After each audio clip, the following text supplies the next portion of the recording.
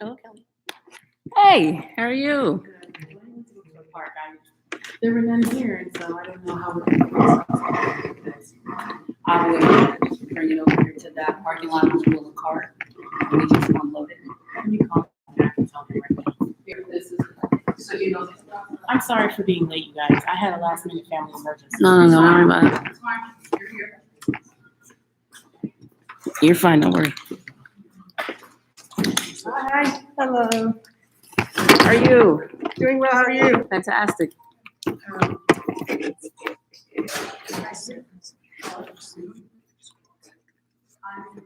What's your name? I'm Chase. Chase and Kelly. Tracy. Tracy. Nice to meet you. Okay, you want to sit? There's snacks in the back if you so you're tired or have something to eat or drink.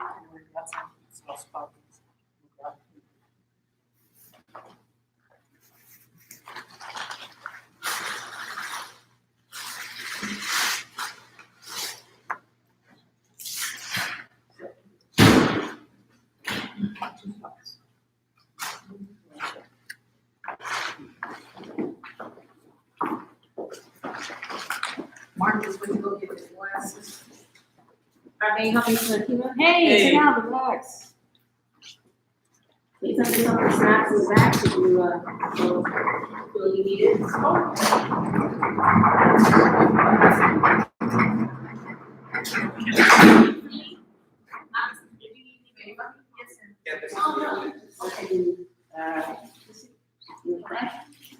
Yeah, I'm so sorry for being late, man. I tried. I hate being that person that makes that this time. Schedule going on. Not You either. guys both sounded so stressed out. I felt so bad. I'm like, oh my gosh. Oh, yeah.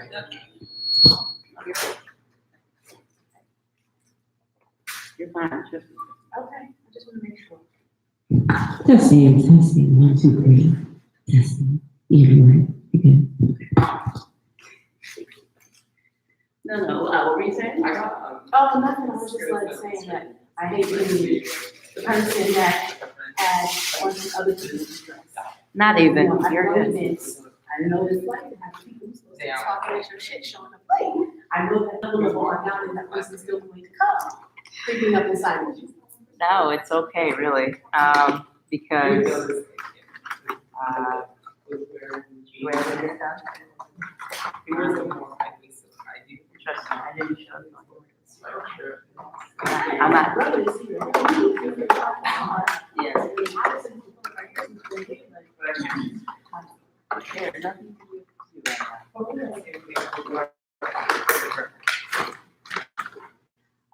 You guys do have to sign in Oh, over for sure. here, and you also have to sign the audio release form. Okay, for sure.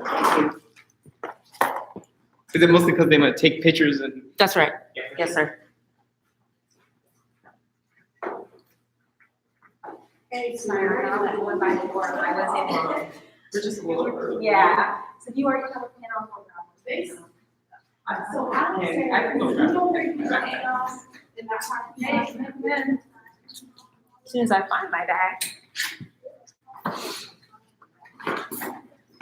The event starts at 1 o'clock, huh? Yes. Okay, wonderful. Yeah. I always love your black beret. Oh, thank you. Thank you. Hi, come in. Oh, it's too late. We're already ready. Uh-huh. Hello? Hey. You need everybody to please sign in and also sign the audio release form right over there. What is today? It's for podcast? Yes. Yes, it is. Yes, it is. Yeah. Yeah. You don't have to dash it. Let me give you a hug. Good to see you. Yes, you always do, so. I try. I need a black pen. All of my pens are childish from when I take notes in school, in class. Or blue, Or what? or blue. All of mine are like pink and orange. Oh, it doesn't matter. Hey. My pen doesn't work. I gave my last I'll pen put to on my somebody. brown one. I was trying to, but it's like hard because like, you were like, see somebody around campus and you never say hi to them. And then you were like, today is gonna be the day I say hello. You know, I believe it is not. I keep on saying,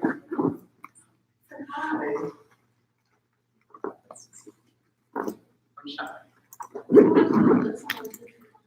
Yeah, tag team thing. I want a long Hold up.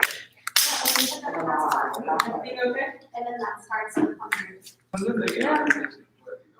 Oh, please. Just waiting for you to I know, I brought a brown one. All right.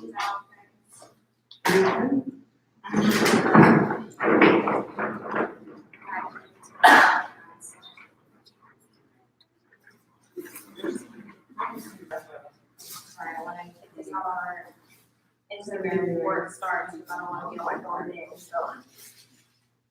I absolutely love that. Right here. And Oh, then you know which one's my favorite, right? That one right there. the one with the ladies with the, No, this one right here. oh, I know somebody asked me, was that really my tattoos? And I said, yeah, that's really my tattoo. Oh, are you serious? Yeah, that's why I I thought it know. was a painting. And the I girl- didn't even see the Oh, stuff. awesome. Oh, shoot, okay. You be a little more. Yeah, at the show, one of the guys asked me, was that, are those your tattoos? And I said, the one on my chest, yes. How many likes are we gonna have? Well, I'm going to, We're gonna turn off. where did the other light go? Where did the other light? I love your Mrs. Scene, the aesthetic, the whole like setup. It's so comforting. It feels. Yeah, thank you. However, that's what has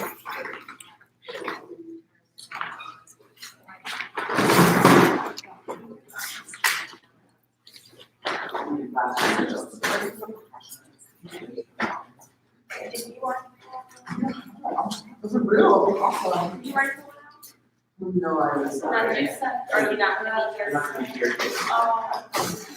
Oh, okay. Where's it? Well, do you wanna put it on now? This turned up. No, please sign in.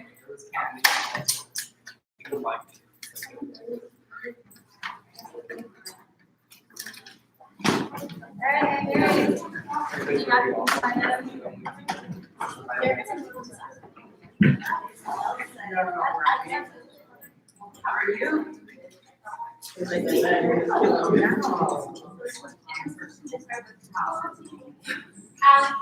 Hello? Oh.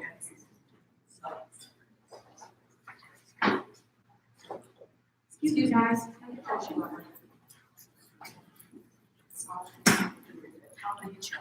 Oh, are you not taking it there? No, it's me. Oh, Yeah. okay. Oh, ambulance. No, it's okay.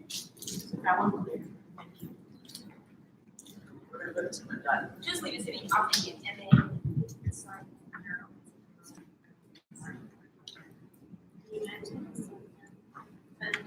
Are you a member of the Army Club as well? I think I am, yeah. Pretty sure I am. Or you know Karen? Well, I met Karen like a couple of times. She's a great artist. Yeah, she. Yeah, but that's more just besides like art, but I'm pretty sure I'm part of the art club. I'm part of the anthropology club and a few other ones. Where's the other light? Can you bring that light? Why'd you guys take the light down?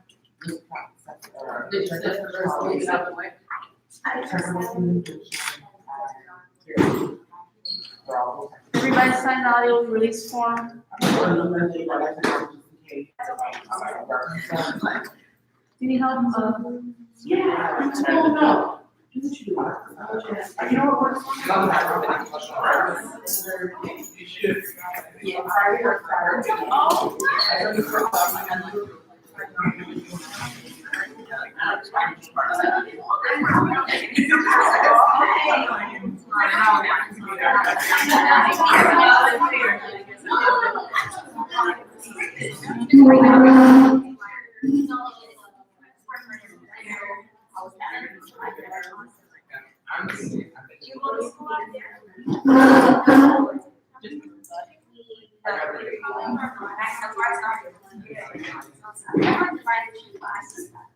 Figure out.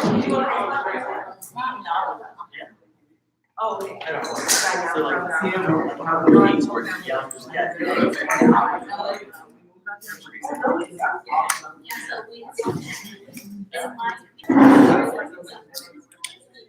She said that she was coming, I guess, but I This is another kid over here. Like, yeah.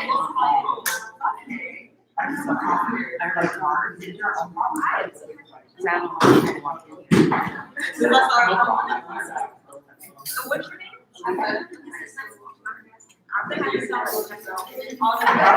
Because she was like my favorite. I told her this is like 4 hours.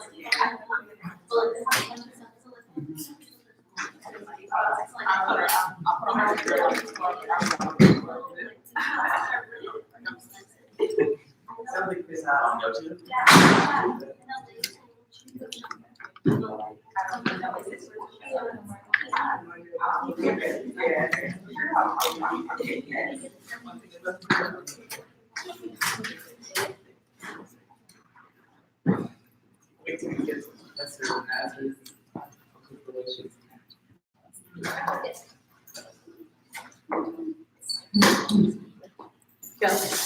Yeah. You're still using this? am I, what? I said, are you still using this? No, I'm coming. Thank you. What can I do to help you?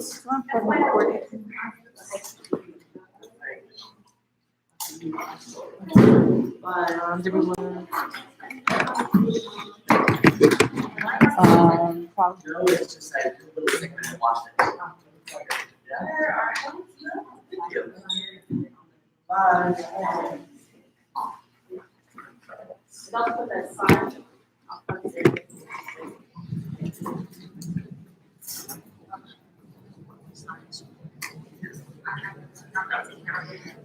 Hello. Thanks, man. This one inside. But I'll take it. Okay. Get it from inside, please. I'm making my way out.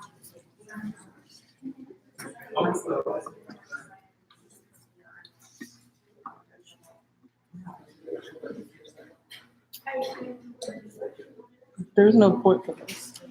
Huh? There's no port for this. That's right there. Right there. Where? Oh, into the phone, sorry. In the phone. Sorry. That wasn't clear. Sorry about that. I keep forgetting those are chargers.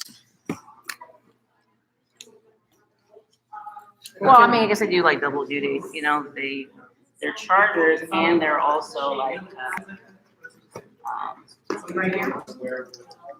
Yeah, I know. word. Yes, thank you. Yeah, don't worry about it. I was struggling to figure that one out. How can we make me useful? Okay, I'm not here. can you send here, there, I should just see, can you please? Okay, can you please speak into the mic?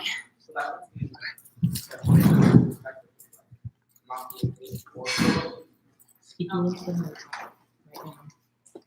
Okay, can you speak a little louder? Can you like, I just need to hear just keep talking, just like, Okay. Well, pick up your focus. okay. I have to actually say something meaningful. Okay. So how's your morning? What time did you get here this morning? Got here, I've been up since probably 4. Hey, come over. Hey. Can everybody please sign the audio release form, please? Appreciate it, thank you. I've actually been up since 4 o'clock. Do I need to pick up anything for you? You're good? I'm just, come in. This is Seren. Wow, it's nice to meet you. I mean, love your pants. Oh, thank you. over here, pick a pillow, and pick a place, pick a pillow. You can play your own message. How are you? Yeah. Oh, the black girl magic right here. Look at this. Here. I have to get ready. I'm gonna be out of town later this afternoon. What? I was doing my best to get out of action. I was. No, I'm no longer having a tantrum. I'm going to, oh boy, I don't know. I'm not going to put it Mexican. Yes.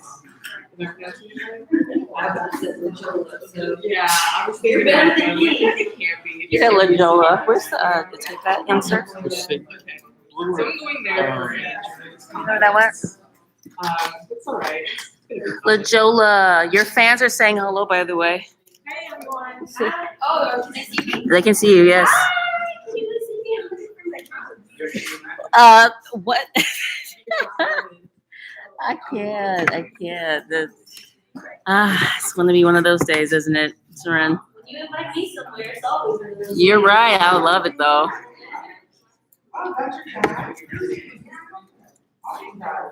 Alex, can you dim those lights, please? Can you dim those lights, please? The red wagon.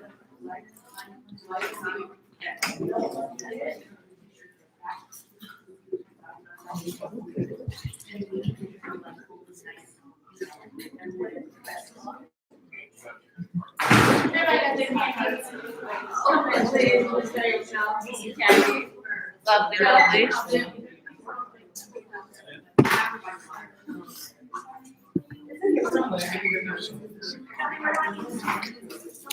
I don't know where it is. Do you want blue tape? Huh? I can get blue tape. Oh, no, it's back.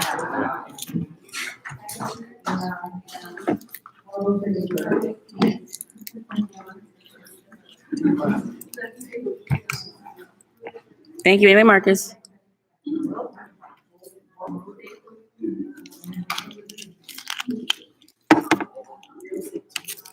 Are you? Are you sick? I mean, I'm like at the end. Mine is random. I don't even think it's like anything serious. I'm sick. I'm sick. Everybody talking about they sick. After a while, the vision turns into something else. That's what happens. I'm due for that. I'm very quiet. Usually, It just. You're welcome. We have no problem showing you live. You're very welcome. That's yours. Yes. You can turn it on, and then we start talking to them.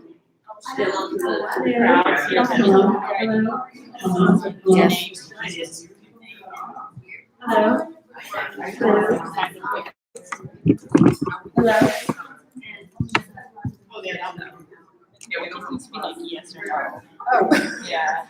Seren, say hello. Your fans are. Hi. Do you want me to put that up? Then I spilled water everywhere. Yeah, please. This is what I do. It's not even open. Oh, we also have water but next to the chairs. I don't know if you can. Marcus, can you get Fema a chair? A water, please. One? Yeah. Can you also get a paper towel for Seren, please? I'm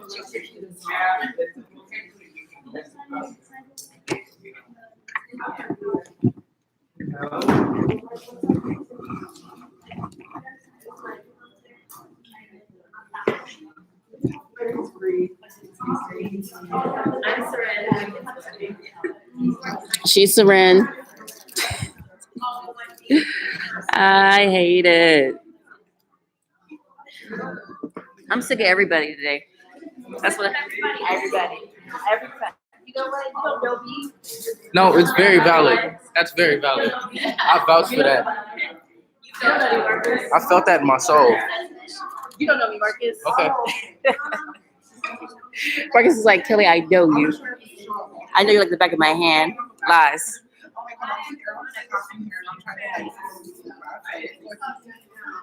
Okay, cool. You can. You can. It's like the Matrix, yeah. Or no, it's Inception, excuse me. Yeah, like Inception. The dream and the dream and the dream. Is everybody signing in? Yeah, I'm making sure. Signing in and signing the waiver? Good. You got it, Kelly. I'm just checking. That's my job. Huh? Oh, thank you. I appreciate that. Everybody got snacks and things and all right, perfect. Just make sure everybody's good, everybody's happy.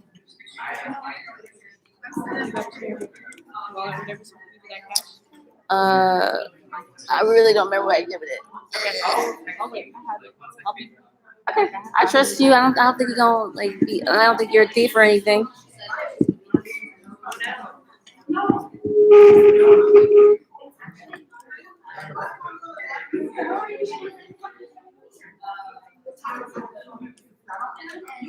It went really well. Oh, good. Where do you want Um, I can sit right here. Do you want me? yes. Yeah. All right, when you make up your mind, I gotta go. One of your audience members wants to know if it's gonna be okay for her to leave like in the middle. Who? Like it's not gonna be a disruption. Who? She has a class. So she wants to stay. Someone in the audience over here. Long lady right there. They can leave if they want to. Ma'am, she just wanted to make sure she wasn't being a disturbance. She can leave. Yeah, that's fine. Okay. Yeah, she don't have to stay. She doesn't. She has class. If she has class, it's okay. School's important. Kind of.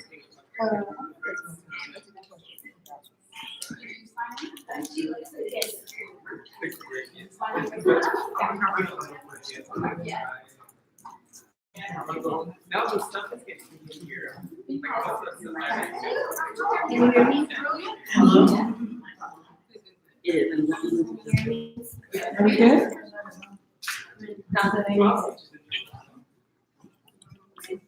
Can you hear me? Yeah. Okay, well, how do I sound? Ooh, I sound a little loud. I can hear me too. Mine is quiet. Yeah.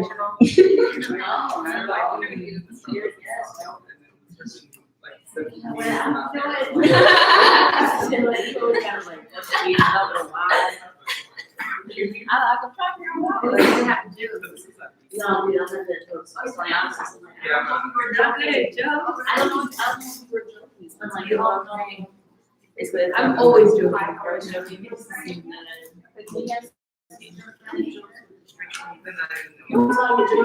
Yes, you do. Yes, you do. I'm seconding all of it.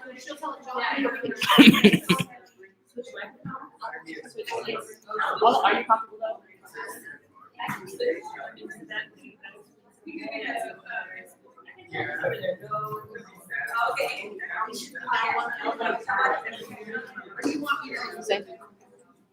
Everybody needs to sign the audio release forms and sign in. You're not special. Everybody has to sign in. You're all special. No, they're not. Sign in, please.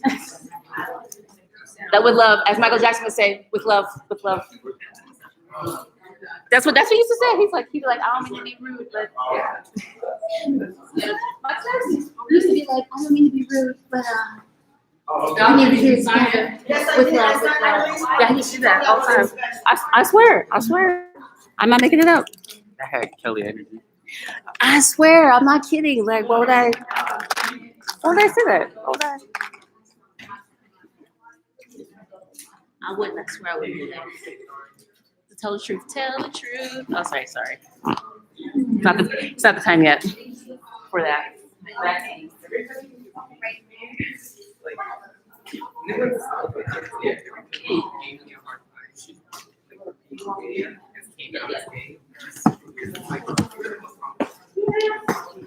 I don't want to watch.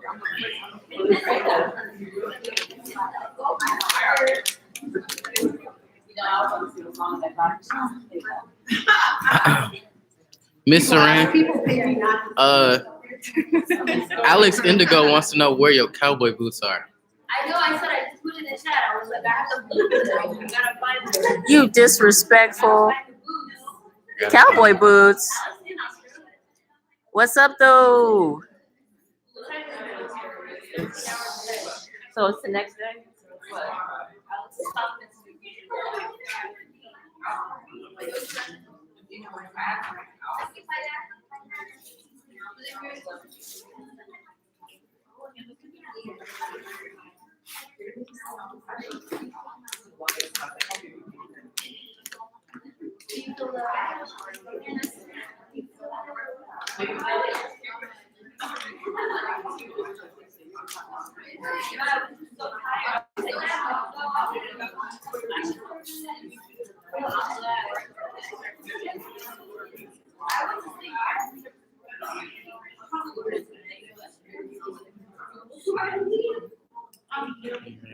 Now, forget my Beyonce side, okay? Of course.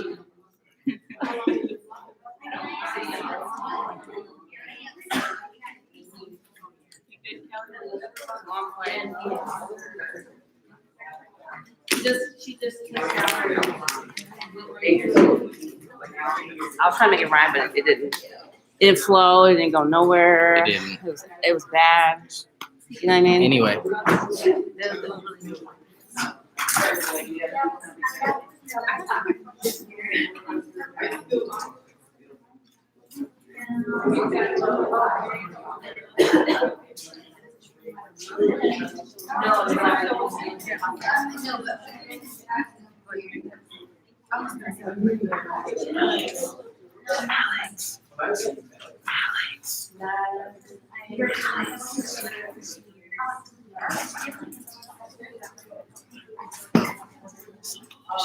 Hey, young man, you gonna do your voice or your saying voice or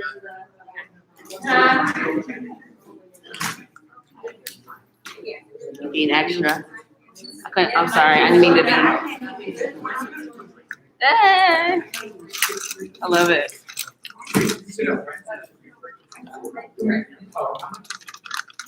this picture is tilted.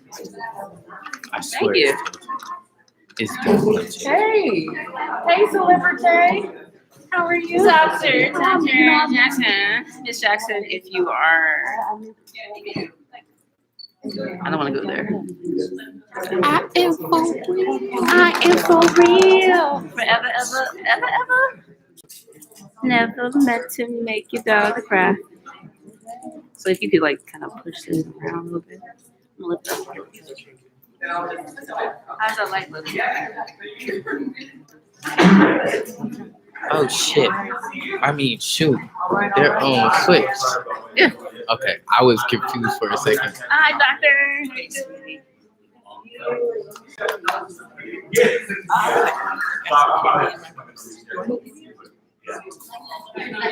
Not right now.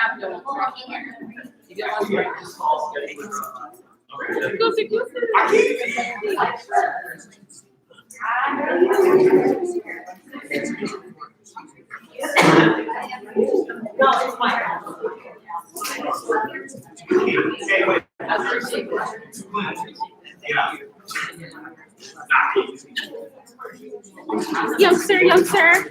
That's good. So what's this one doing? This is with us. Okay.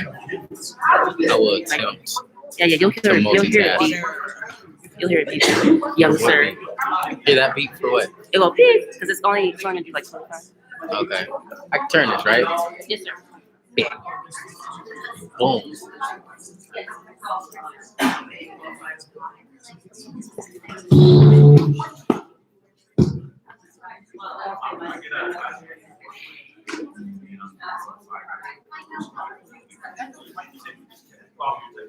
Alex, you do as well as Maggie, Alex. You love it.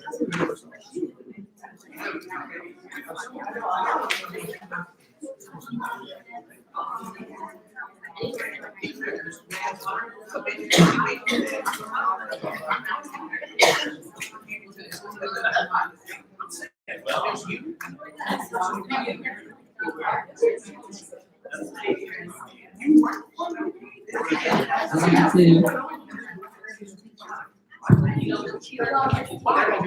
Does everybody have water? Hello, testing. I'm good. I'm real good. Water, water, water, water, water, water.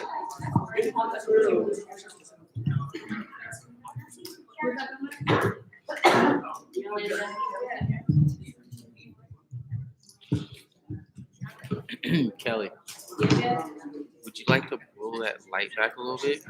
Yeah.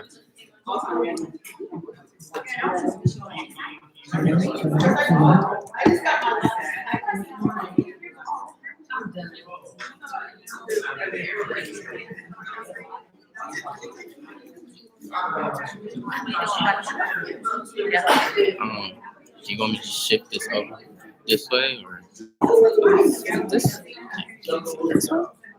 yep, just Okay. a little bit. A little bit, right there? There we go. I can live with that. Yeah? Are you okay? All right, cool. It's stressing me out.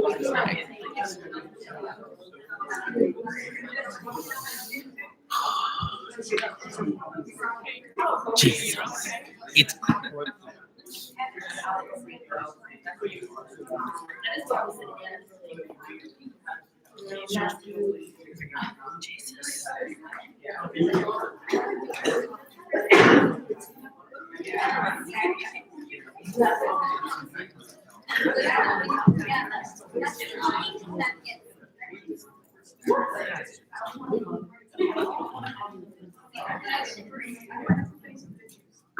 Oh, that's the one that's the new one.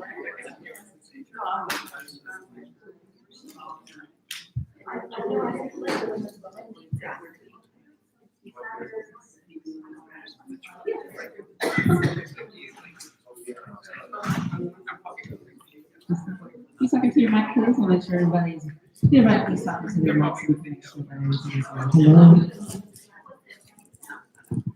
Hello. Two. Hello. That's 3. Hello. That's 4.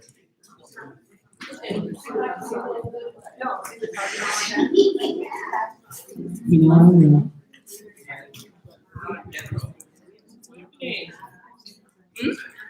I haven't heard from 2 of the mics.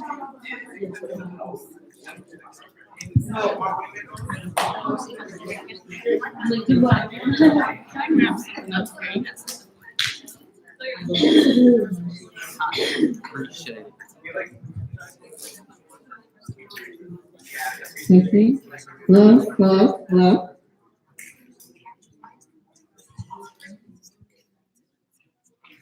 Okay, right, please speak into your mic. Just want to make sure everybody. Hello. 1, How you doing? 2, Hello. 3.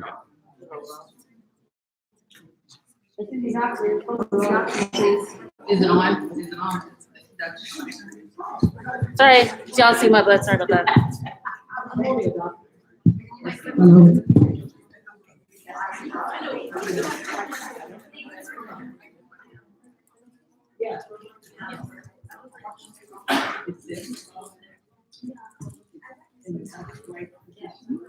Still talking? Hello? I'm not built for this job. Just No. I just didn't sleep. That's what it is. That's why I'm so jumped.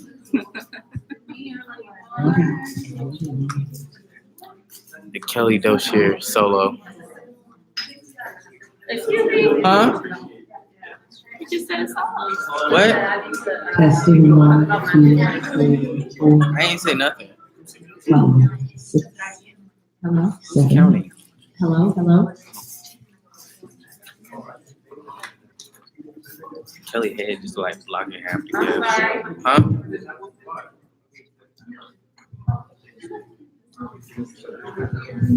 One more time with Kelly from everybody.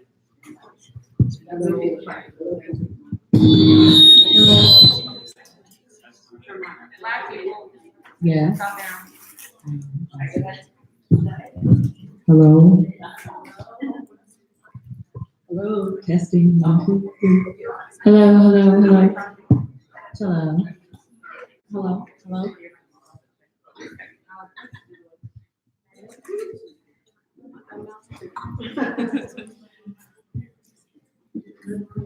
Did you check that one? Huh? Did you check that one? Check what? Yours. That would be really smart. Look at Marcus. Forward thinking. Hello. We don't need that.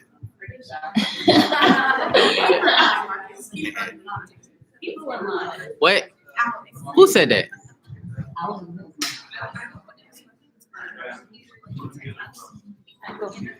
Can we get the lights down? Talking about the overhead one? Well, it look like you doing it, so. You want them off?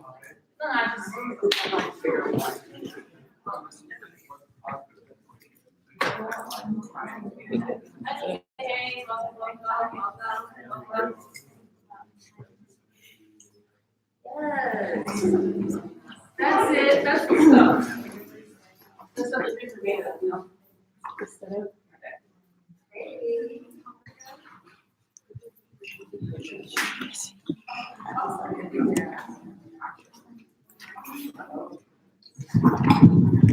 Just like a professor, she's looking at paperwork for class. Dr. Elizabeth Jackson right here.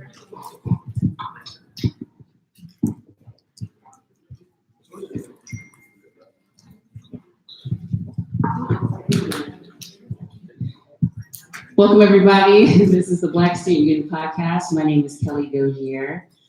We are at the California State University of Bakersfield. I am a staff member in the English department for the writing program and also the BSU Advisor. To my right is Dr. Elizabeth Jackson, Communications. Don't you play 3 PhDs or something? The only one? Okay, I swear. Oh, excuse me. All right. She's like, oh yeah, definitely, Kelly. Yeah. To my far right is Dr. Denise Blackness. You can wave right there in the camera.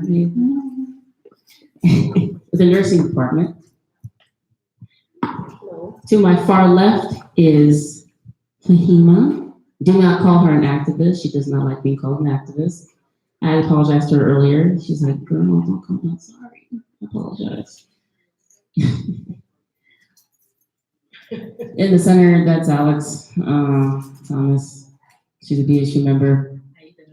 She works alongside with Jasmine Jones, who's also here at the back hanging out, another BSU member. They do a lot of social media and marketing stuff.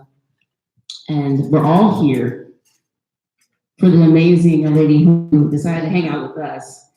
I thought she was gonna run away yesterday. We were causing problems, like we had to go eat, and She left her with me.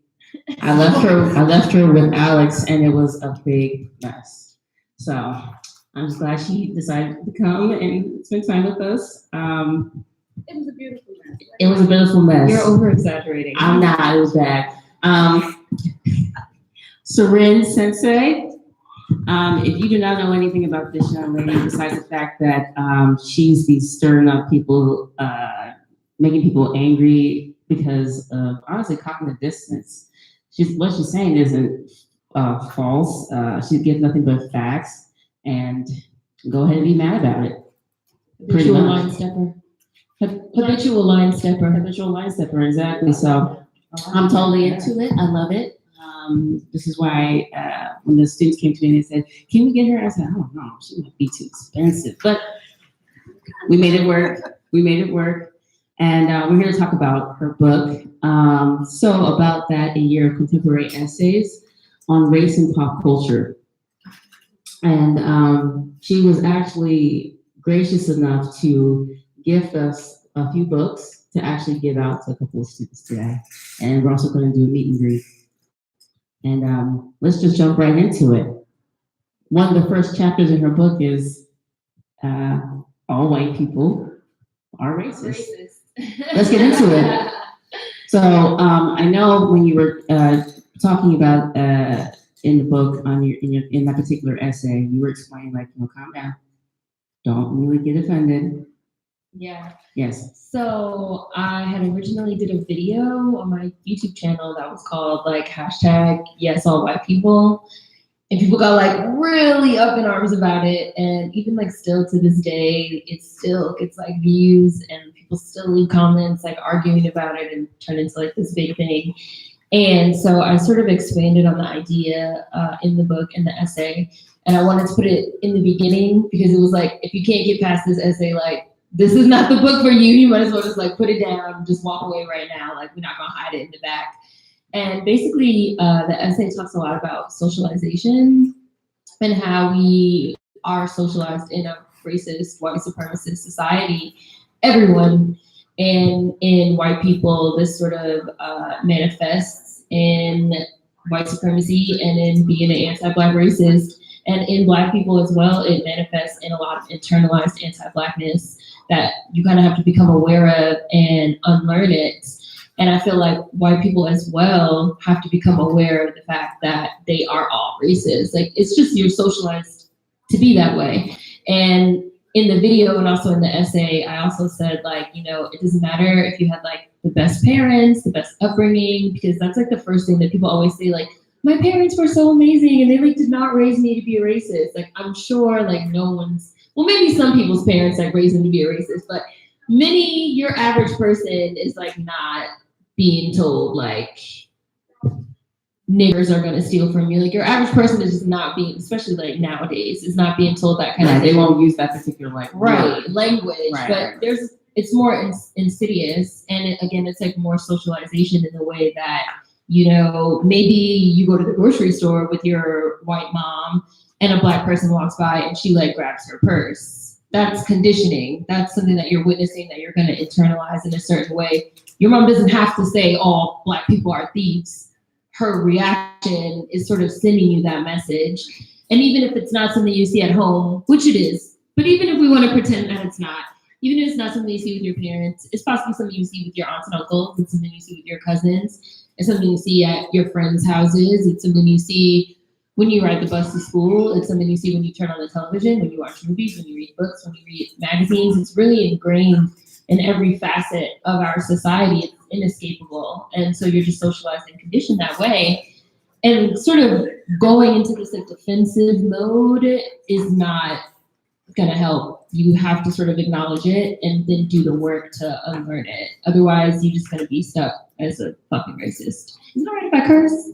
You can curse. Okay. I've already said like nigger and fuck. We just gonna like. No, go for it. Like, no, go for it. Why not? Before I started talking. No, it's okay. I mean, we like minimal, but just because people are very, I think we kind of explained this a little bit, how conservative Bakersfield, or Kern County rather, is. Mm-hmm. And we kind of, like I said, we kind of caused a little bit of a mess yesterday, trying to explain it to her, because people lied to her when they came here, like, oh, it's dusty there. And like, oh, it's not just dusty.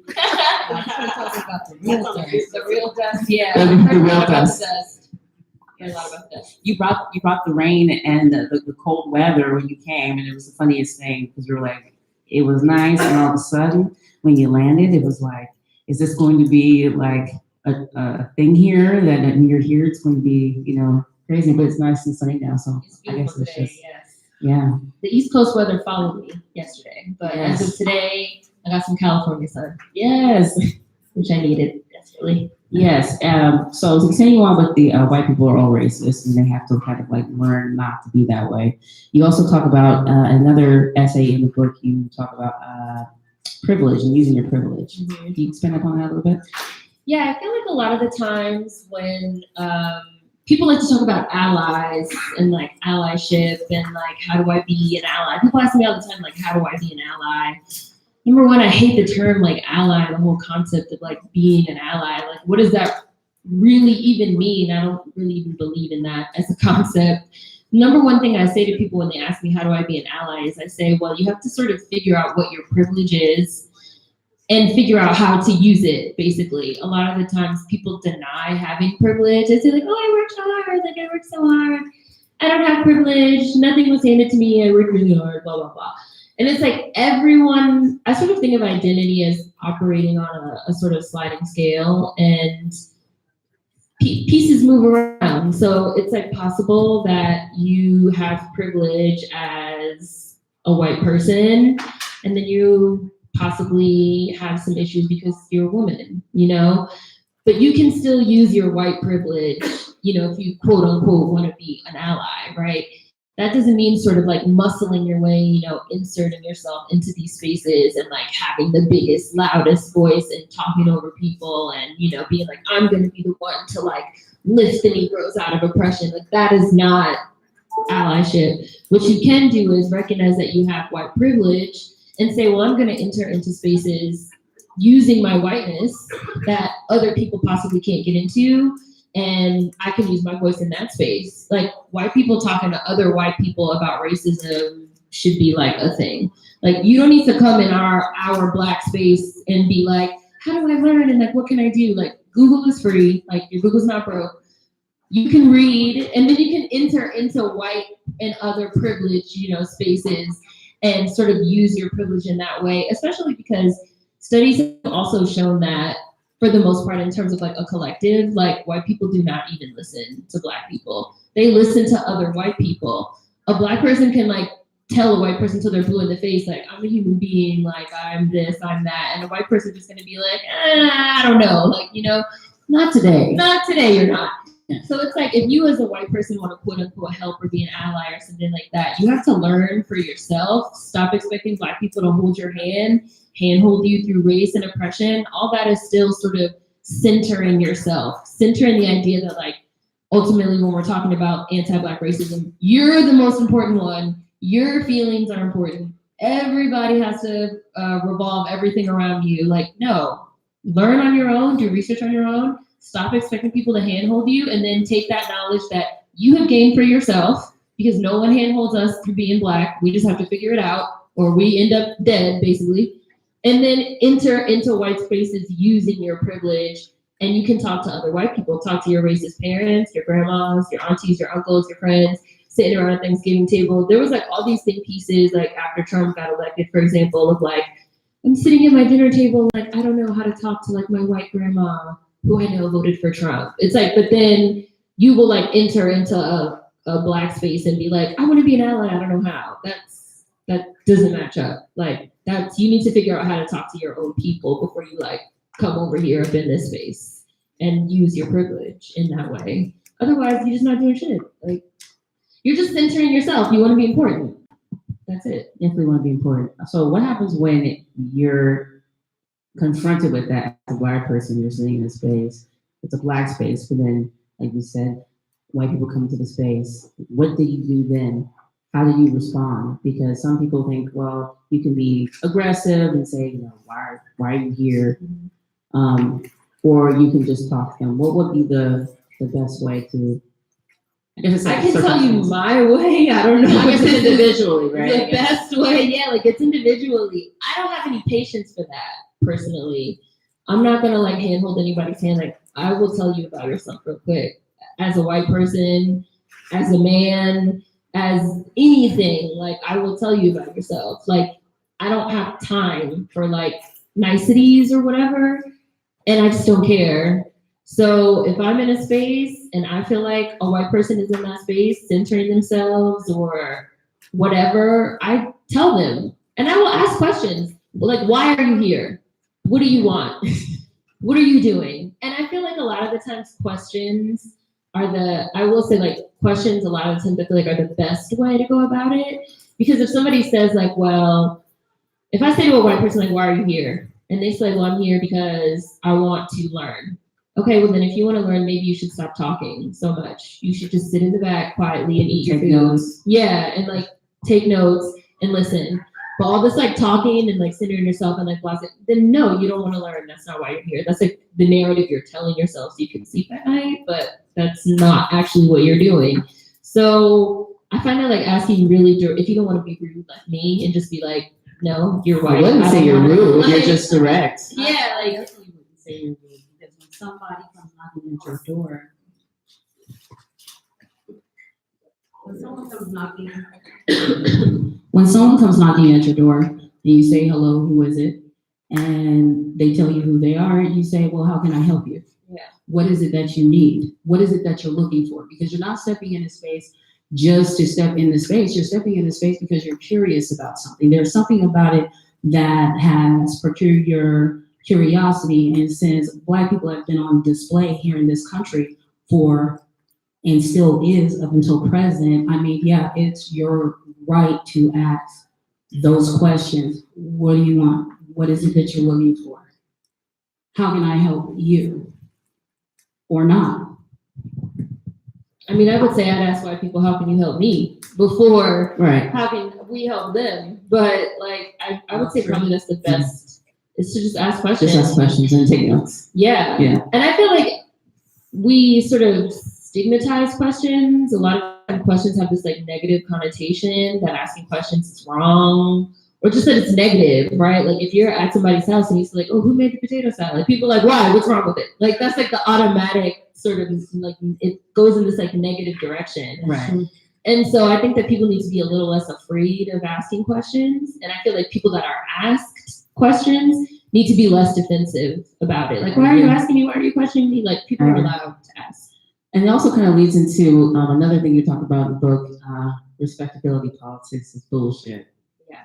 Let's get into that. It is. Because even the language, when you were saying, you said, I said nigger and I said fuck and I said shit. And I'm like, well, if that's how you feel, it's not like you're like physically harming somebody, but people feel like, oh, I can't receive what you're saying because you use a curse word.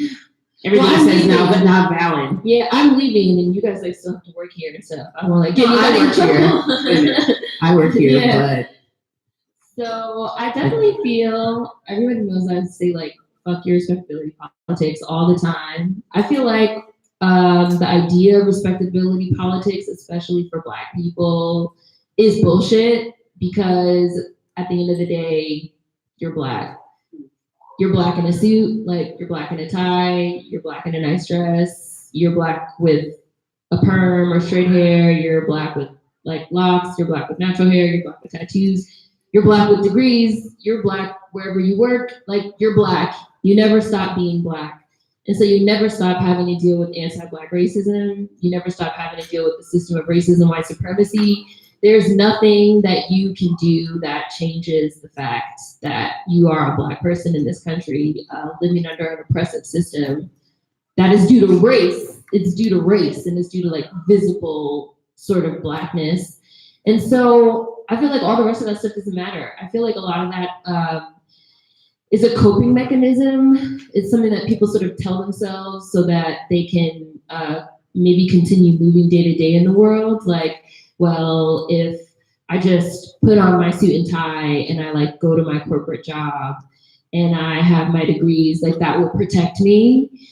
And I also feel like in addition to it being a coping mechanism, it can also be used as a way to sort of separate yourself from other Black people. Like, well, and that other Black person was covered in tattoos and had a hoodie on and had baggy pants on. And so that's why that happened to them. And since I don't do that, it's not going to happen to me. I feel like that's at the core of a lot of respectability politics, which sucks. And I feel like, but I just feel like a lot of it is people trying to like cope with like the day-to-day, like crushing weight of anti-Black racism instead of just dealing with the fact that like the society that we live in is racist. It's like a mechanism that people use. absolutely. Even on college campuses, I was telling a couple of students, just because, you know, it confuses people sometimes, like, why are these students coming to talk to you? I'm Black.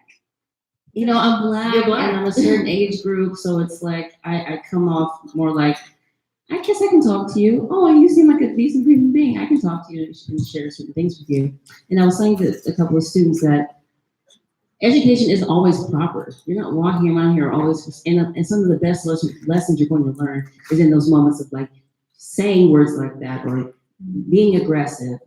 And those also some of the most long-lasting lessons that you learn is not in this proper form. Mm-hmm. And I think it hinders our ability to be fully human. It's that thing again where you're like, well, you can It's be human, but performative on this in a way. level. Exactly. Performative. yeah, sorry. I do. I pay attention. Taking notes. Oh, yeah. Oh, yeah. Well, a couple of things. First of all, I love what you're saying, and I'm listening and appreciating everything. And just want to just add a couple of things that have to do with our kind of communication orientation. I'm a professor here. So one of the things you were talking about in terms of respectability politics. Oh, I think I speak a little bit low.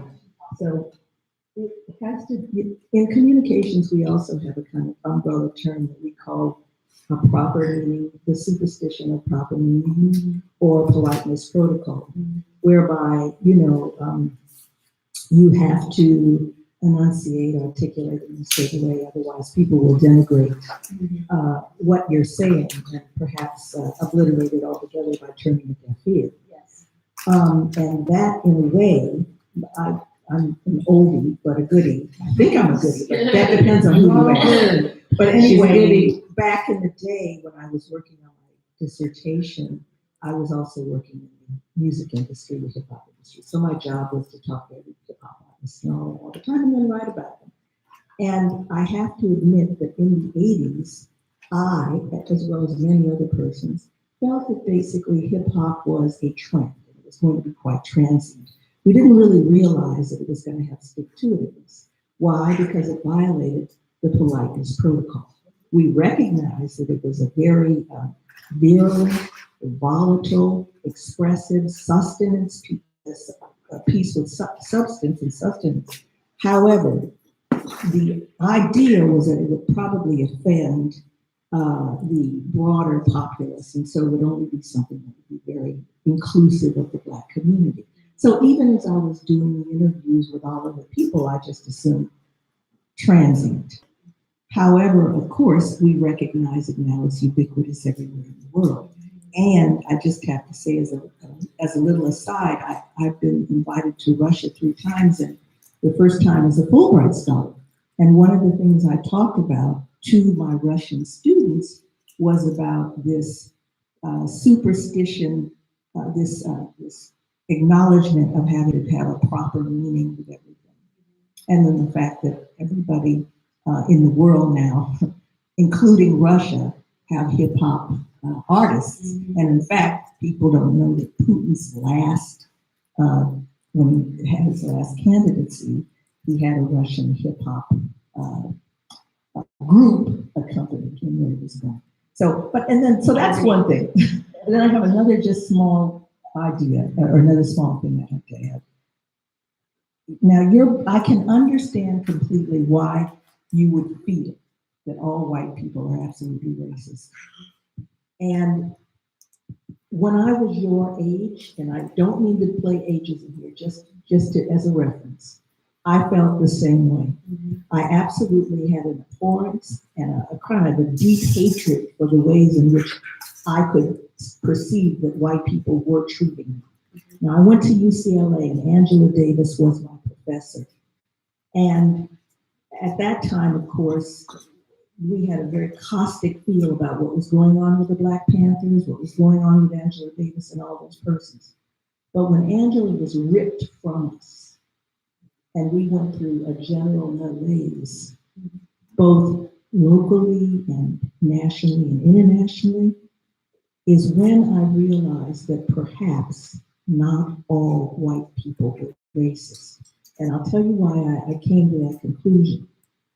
Immediately after we lost her, and then she went underground, and then she was apprehended, and as you guys know, she was considered #1 on the FBI's most wanted list, nationally and internationally, #1 on the CIA's most wanted list. Sorry, that's my bad. Well, this is what happened around the world. This is what happened. Sorry, I'm so stupid about knowing how to silence my phone. You know what? Instructors would on you in class and be like, turn off your stuff. I should remember. No food in the class. Anyway, it'll stop in a second. Okay, there we go. So here's the thing. Immediately after she was gone, and then she was apprehended again, and then she was incarcerated, as many of you know, for a year, people began to coalesce. White folks, Hispanic folks, Asian folk, everybody that you could see, including the Black Panthers, everybody made a decision that it was a coalition politics. And those people who were so-called, as you guys say, woke now, they came together, or maybe that's an old term now, because I don't know. Again, I say I'm old, so forgive me. But anyway, so the idea is that people started forming coalitions, and they were of every color.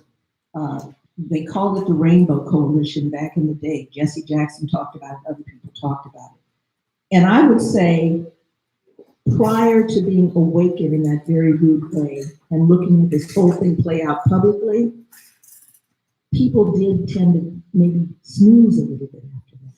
That was a victory that we thought that we had fairly won. And of course, again, with the ubiquitous politics and with the way we're socialized, and everybody sees that Black people are this and that, and we're the #1 incarcerated group and all these things, a generation or so snoozed on the idea of imparting what real and horrific racism looked like. And as a result of having snoozed now, we find ourselves in a situation where Black people are killed and maimed and shot down without weapons and all that. Now I believe, though, because of your generation, and again, your facility with the ability to be able to be so fluid with technology and the fact that you can generate your books and speak to people, has awakened white folks and all people so that they're less asleep, more awake, less racist, more willing to coalesce, more willing to place their bodies in the room to help agitate and move forward this discussion. So I really can't implicate all white people, because I also recognize Black folks are racist, Asian folks, everybody is racist if many people, if they don't look at you being part of their in-group, then you tend to be part of their out-group and thus denigrated. So that's all I'm gonna say for the second. But I thank you for your book, and I'm sure gonna buy it the minute I get out of here. And maybe buy somebody for something for a friend too, unless I win. But I don't think I'm thinking about winning, so I have to buy it. I'm good with that. Thank you. I think just for me personally, I think of white people, I'm just gonna go with the term agitator, let's use that term. I think of white people that choose to be agitators. I personally think of them as recovering racists. Because I think that it's you get to a point, because like I said, since it's the conditioning and the socialization, so much of it happens when we're really young. And Black people, that's why I was in Black people too. With us, it's internalized anti-Blackness. I remember being young. This is gonna sound random. I remember being young and watching Save the Last Dance. I don't know how many people have seen that movie, Save the Last Dance. And Bianca Lawson is in it. And I remember seeing the movie and saying to my mom, gosh, I love her hair. It's gorgeous. And my mom said to me, you only like her hair because it's long and straight, right? Now, as a little kid, at a conscious level, I like her hair because it's long and straight, and I equate long, straight hair with beauty, and that's Eurocentric and internalized anti-Blackness. I wasn't thinking none of that. But it was just man, I love her hair. It's so beautiful to me. And so I had to get to a certain point when I was older of oh, I did like her hair because it was long and straight and it was dark and it was playing into certain ideas that I had. And so that was something I had to unlearn. And I was a small child at that moment. So I feel we all have to sort of reach a point where we kind of realize, I don't like the word woke, everybody knows. I Unplugged because I love The Matrix. I love The Matrix. That's my favorite thing ever. So I think of it more as we are plugged into a system. We're born into it, like The Matrix, right? And we're plugged into it, and it's all around us, and we don't even know. Kind of like how in The Matrix, they don't know that they're plugged in, right? And they have to be unplugged. And most of the time, it's once you reach a certain age, and you realize there is something wrong, why is it that every hairstyle I like is long and straight? What does that really mean? And so for white people, I feel white people also have to sort of get to that point. And some do, a lot don't, but some do. But for them, I just think of them as recovering racists. And I think of it as, since the conditioning sort of is like rooted so deep in us, it's like a constant process of unlearning and like a constant process of like, and that's us too, Black people too, again, like internalized anti-Blackness, a constant process of like catching yourself, you know. I love supporting Black-owned businesses. That's kind of my thing. And like, that's something you see all the time. People have like one bad experience with a Black-owned business. They be like, that's why I don't support Black-owned businesses and da da da da da da da. And you be like, okay, like, well, what's underneath you even saying that? You have to like catch it. It's almost like a tick of like society speaking through you in a lot of ways. So, and I just wanted to say, sorry, really quick, about politeness too. I totally agree with like the politeness protocol. I did a video that was called "Just Because You're Polite Doesn't Make You Right." Because you have a lot of people that feel like if you are quote unquote loud, if you're aggressive, if you're angry, if you're, again, like hip hop language, if you're vulgar, if you're obscene, you're cursing, you're automatically wrong. And that if you're polite and if you're speaking, you know, with appropriate diction and etiquette and you're articulate, you're right, right? So there's a lot of like, and I've seen people say things that was like totally 100% wrong, but they said it in like a very quote unquote nice way, an appropriate way, and they were able to like convince people that what they were saying was correct. And I've seen people like rebuttal that in a way that was really aggressive, like, no, you're fucking wrong. And people be like, whoa, why are you talking so angry? Yeah. Like, and so now we're talking about the appropriateness or the politeness of the conversation, even instead of like the actual subject matter, which happens all the time. Happens all the time. One thing, there is a scholar by the name of Thomas Kochman who wrote a book called Black and White Styles in Conflict, and he was out of the University of Illinois, Chicago, and basically he's been studying this for years and years. He's a Jewish guy, if that means anything. But anyway, he looked at the fact that in terms of the different styles that white folks and Black folks have when they're speaking, and the fact that, for instance, Black folks may, when they're very expressive, go up 10 decibels higher, or they may be very demonstrative in terms of their hands, in terms of, and they may show a great deal of emotion. And then white people may be exactly the opposite. They may speak in a lower tone. They necessarily don't show excitability and all that kind of stuff. And so as a result of that, he is saying, this is where we have our major communication misunderstandings, because we say, what do you mean? What the hell? Blah, blah, blah. And then they'd be like, I feel attacked. I feel threatened. Yeah. Exactly. And then you become mad. You're not being rational when you speak very loudly. So Thomas Kochman, from studying this for a long time, it's a very fascinating book. I hear you, because that's what they say. And sometimes we have to mix it up and occasionally use like expletives and stuff, because we really need to make people understand that that's what's happening. He also talks about going off and not going off too, and using that as a tool in order for people to listen to us. So what I was going to say is, I actually agree with your point about the idea of respectability politics being bullshit. And additionally, I agree with the fact and the ideology that white culture is inherently racist. And the reason I say this is because there is a group of social and, thank you, there is a group of, no, it's okay. There's a group of social and cultural normatives that exist not only in different ethnic spaces, but also socially in, the world. And so one of the things that we have to acknowledge inherently is that white culture has led to the colonization of the entire world. And so thusly it is in practice racist. I know that that's really hard for some people to hear, but that's the truth. And then in order for you to no longer be racist, you have to unplug, as Seren said, but I call it decolonize. You have to decolonize your thinking. And what that means is you have to, and Black people have to do this as well. So we have to decolonize our internal self-hate and anti-Black rhetoric inside of us. But white people, what they have to do in order to, I hate the word ally.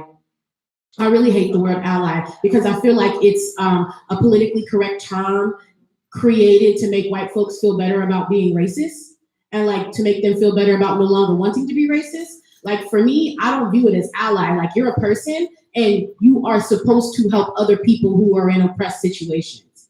So it's not, you're not an ally. Like you don't deserve a cookie for doing that shit. Like that's what you should do as a human being. Like you should be a good person. You should assist other traditionally marginalized people. So for instance, as Kelly mentioned, I'm an organizer and I have a grassroots nonprofit here in town and we work in the Black community creating equity. We have a lot of white people who come into our space now because it's trendy to like not be a racist and shit, right?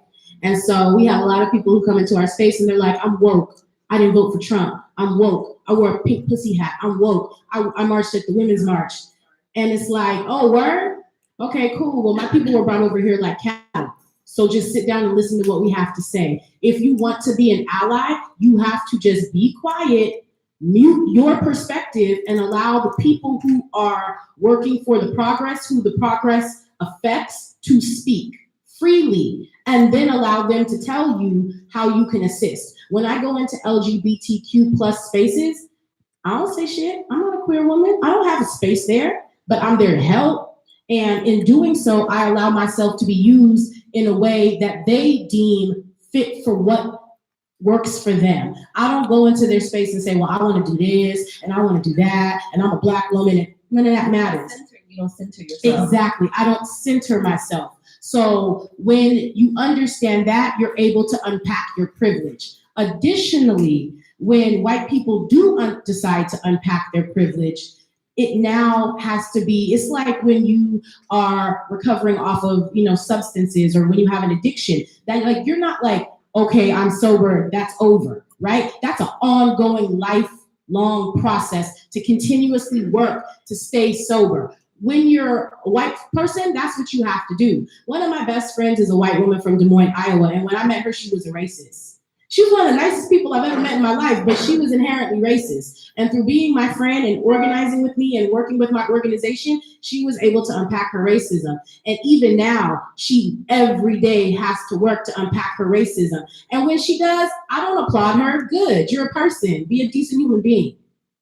That's why I like the term recovery. That's why I like to call it recovering racist. Right. And I think of it exactly the same way, because I've told people literally, like, at any moment you can fall off the wagon. Like, you have to like keep an eye on it. Right. And that's the thing that we have to move. We have to move in that space. So yes, so I'm sure like there were a lot of dope white people that you saw galvanize behind Sister Angela, but that's an example of people who have unplugged and decolonized, and they probably work really hard to maintain that and stay that way.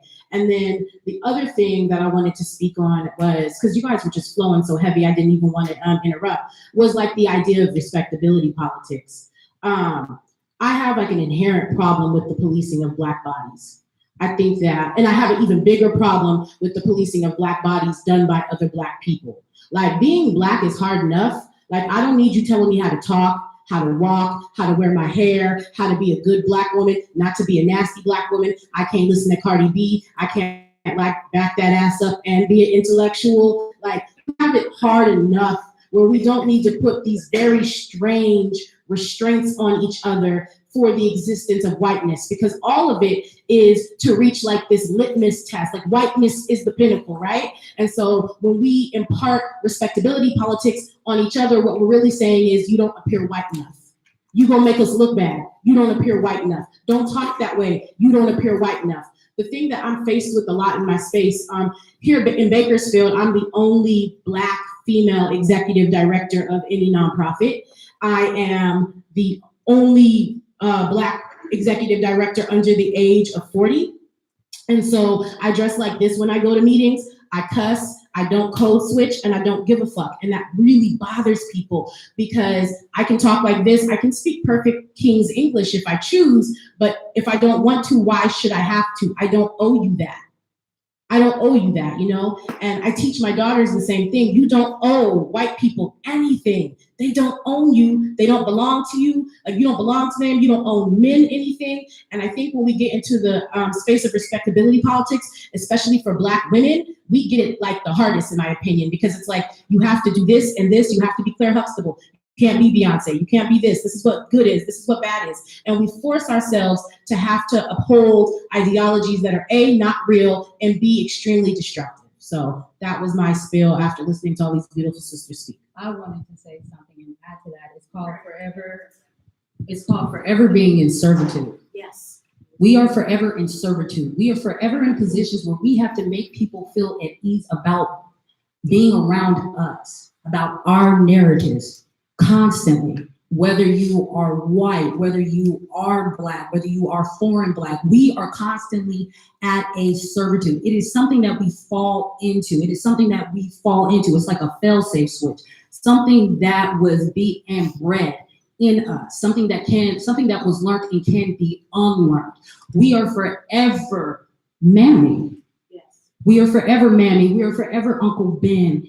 And it's tiring because that generation is long dead and gone. And for this narrative to keep being perpetuated, oh, you're not this, oh, you're not that, oh, you can't do this over here. You know why they didn't give you that job, or you know why people are staying away.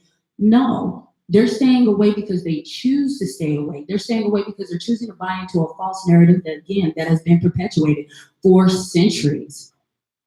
And no one's saying anything. Well, you know, we support you behind closed doors, but out front in public, you just can't do that. You just can't do that. No, we'll take care of things for you when nobody else is looking, or you can even say when massa ain't around, or the lights done went out. But really, you're in service. You're in service. Those narratives still exist, and they shouldn't. And it is tiring. It is exhausting.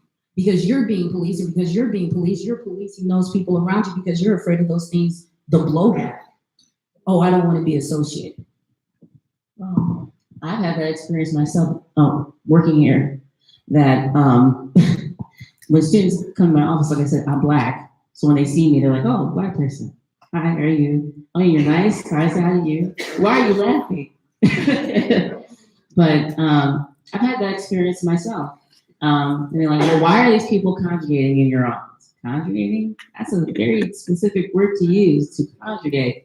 Like we're dumb, as though we don't know what that means, as though I don't know what that means.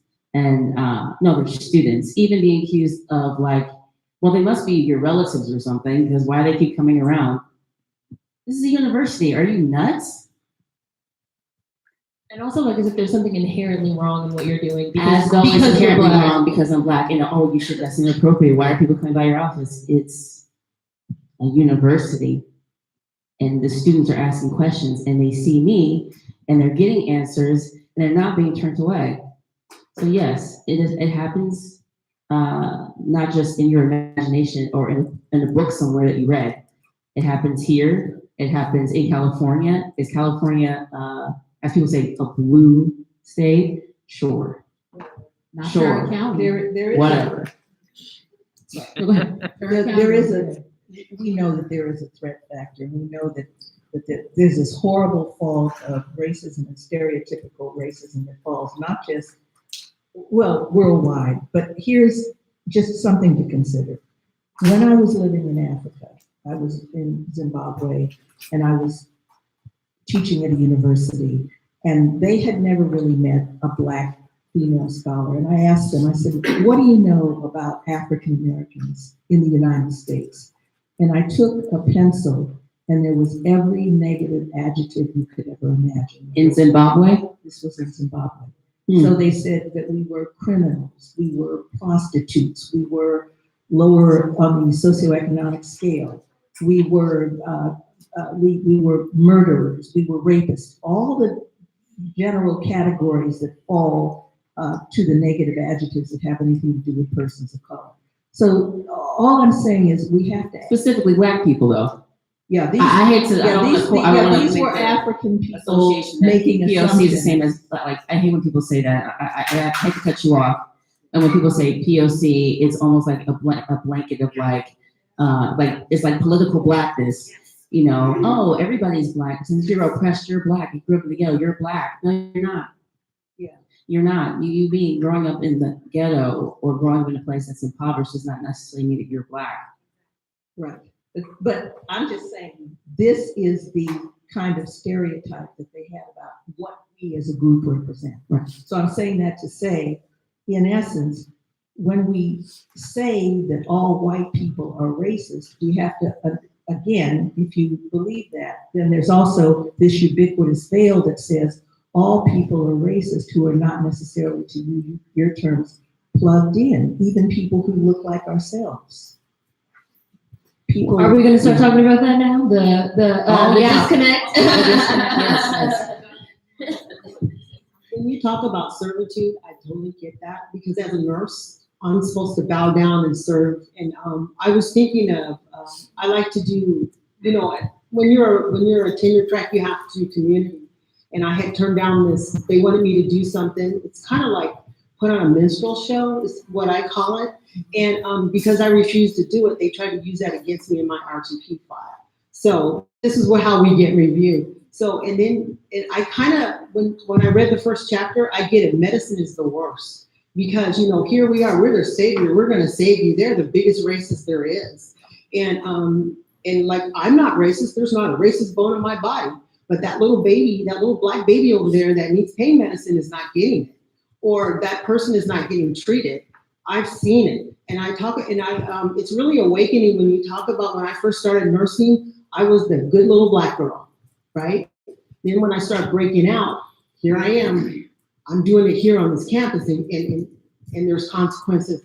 But like I told these two ladies here, I can look myself in the mirror, and I am so happy. And I like that part you said, we need to make them uncomfortable. Amen. I think that there's also an element when we're talking about respectability politics of appealing to like the morals and ethics of white people, or of, you know, people that we feel like are quote unquote like above us. So it's sort of like if you think about Bloody Sunday, for example, like a huge part of the civil rights movement relied on the media, and relied on, we're gonna very deliberately like get dressed up in our Sunday best, in our suits and ties and our dresses, and we're gonna like very deliberately go out there so that the news cameras can like show us getting like hit with water hoses and like having dogs sicked on us like in our sort of finery. And then, you know, it's going to be broadcast all over the news. It's going to be TV was like relatively new, like broadcast television and stuff like that. And then it's going to be like broadcast all over television. It's going to be like the front page of the news. And we're going to use this as a way to sort of appeal to the moral character, right, of white Americans. Like, see, we are people too. We're dressed up. Like, It's like a shame.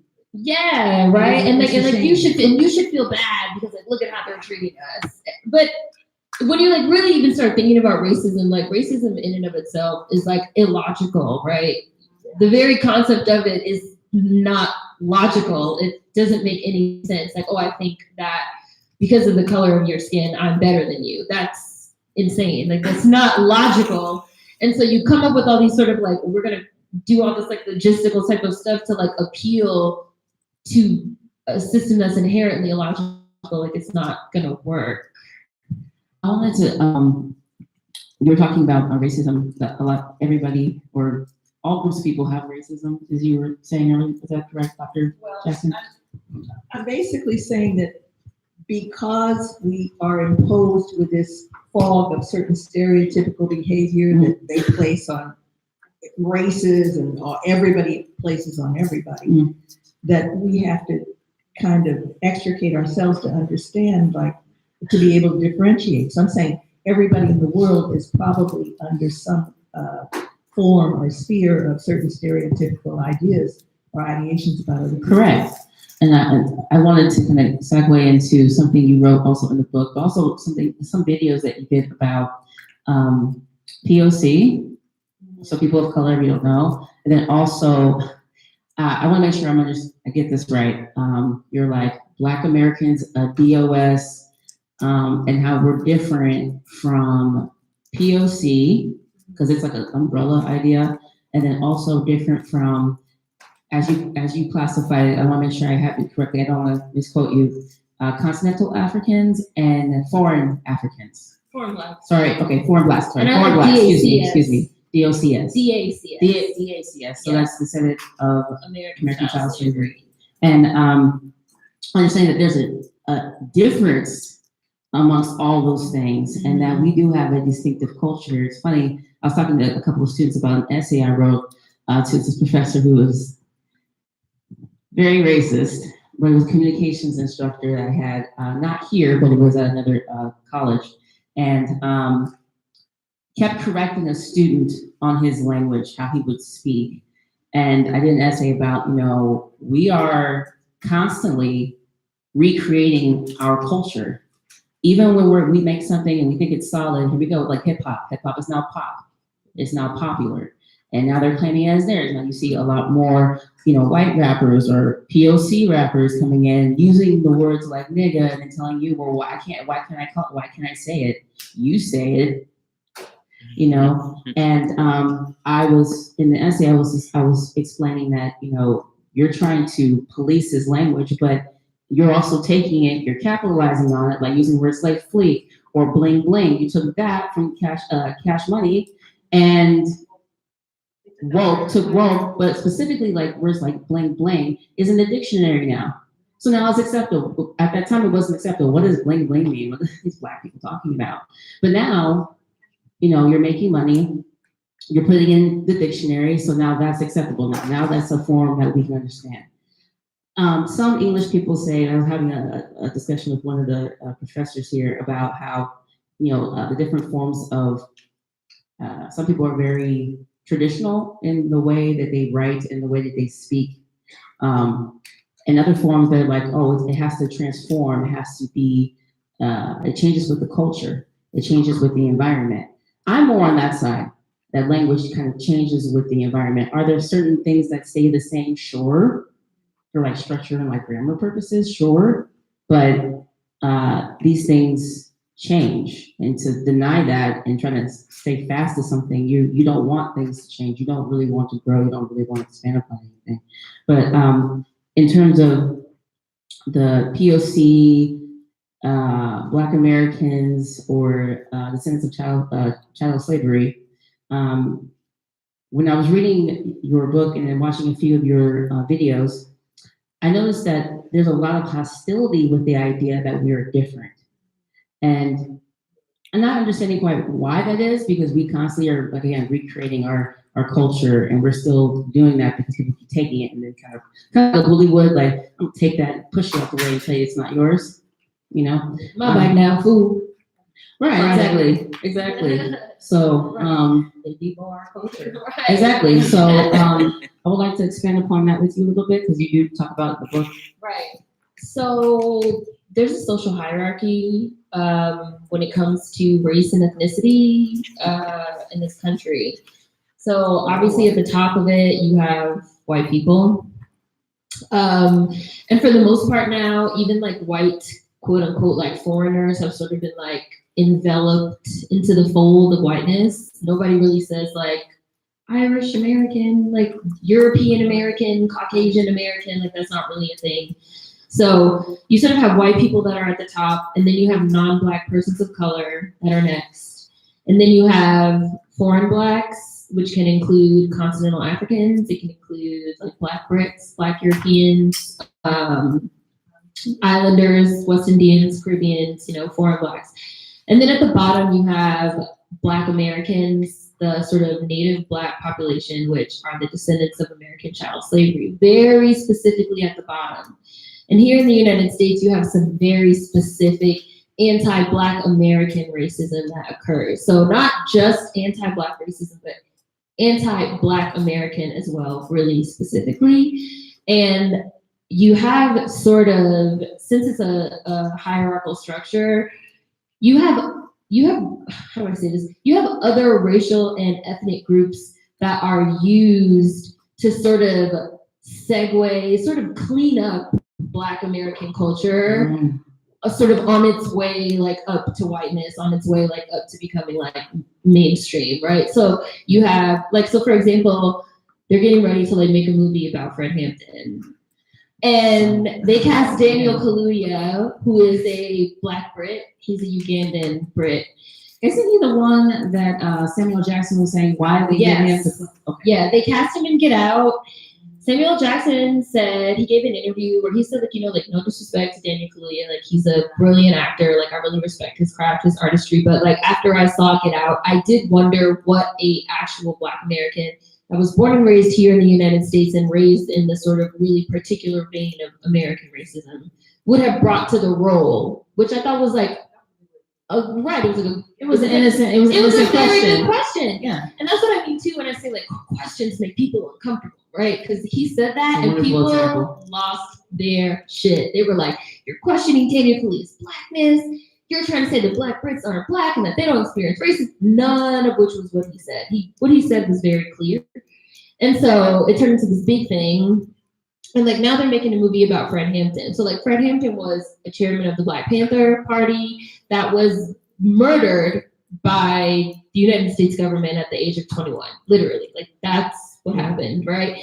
So you have somebody that was a Black American Black Panther that was vilified and killed by the United States government.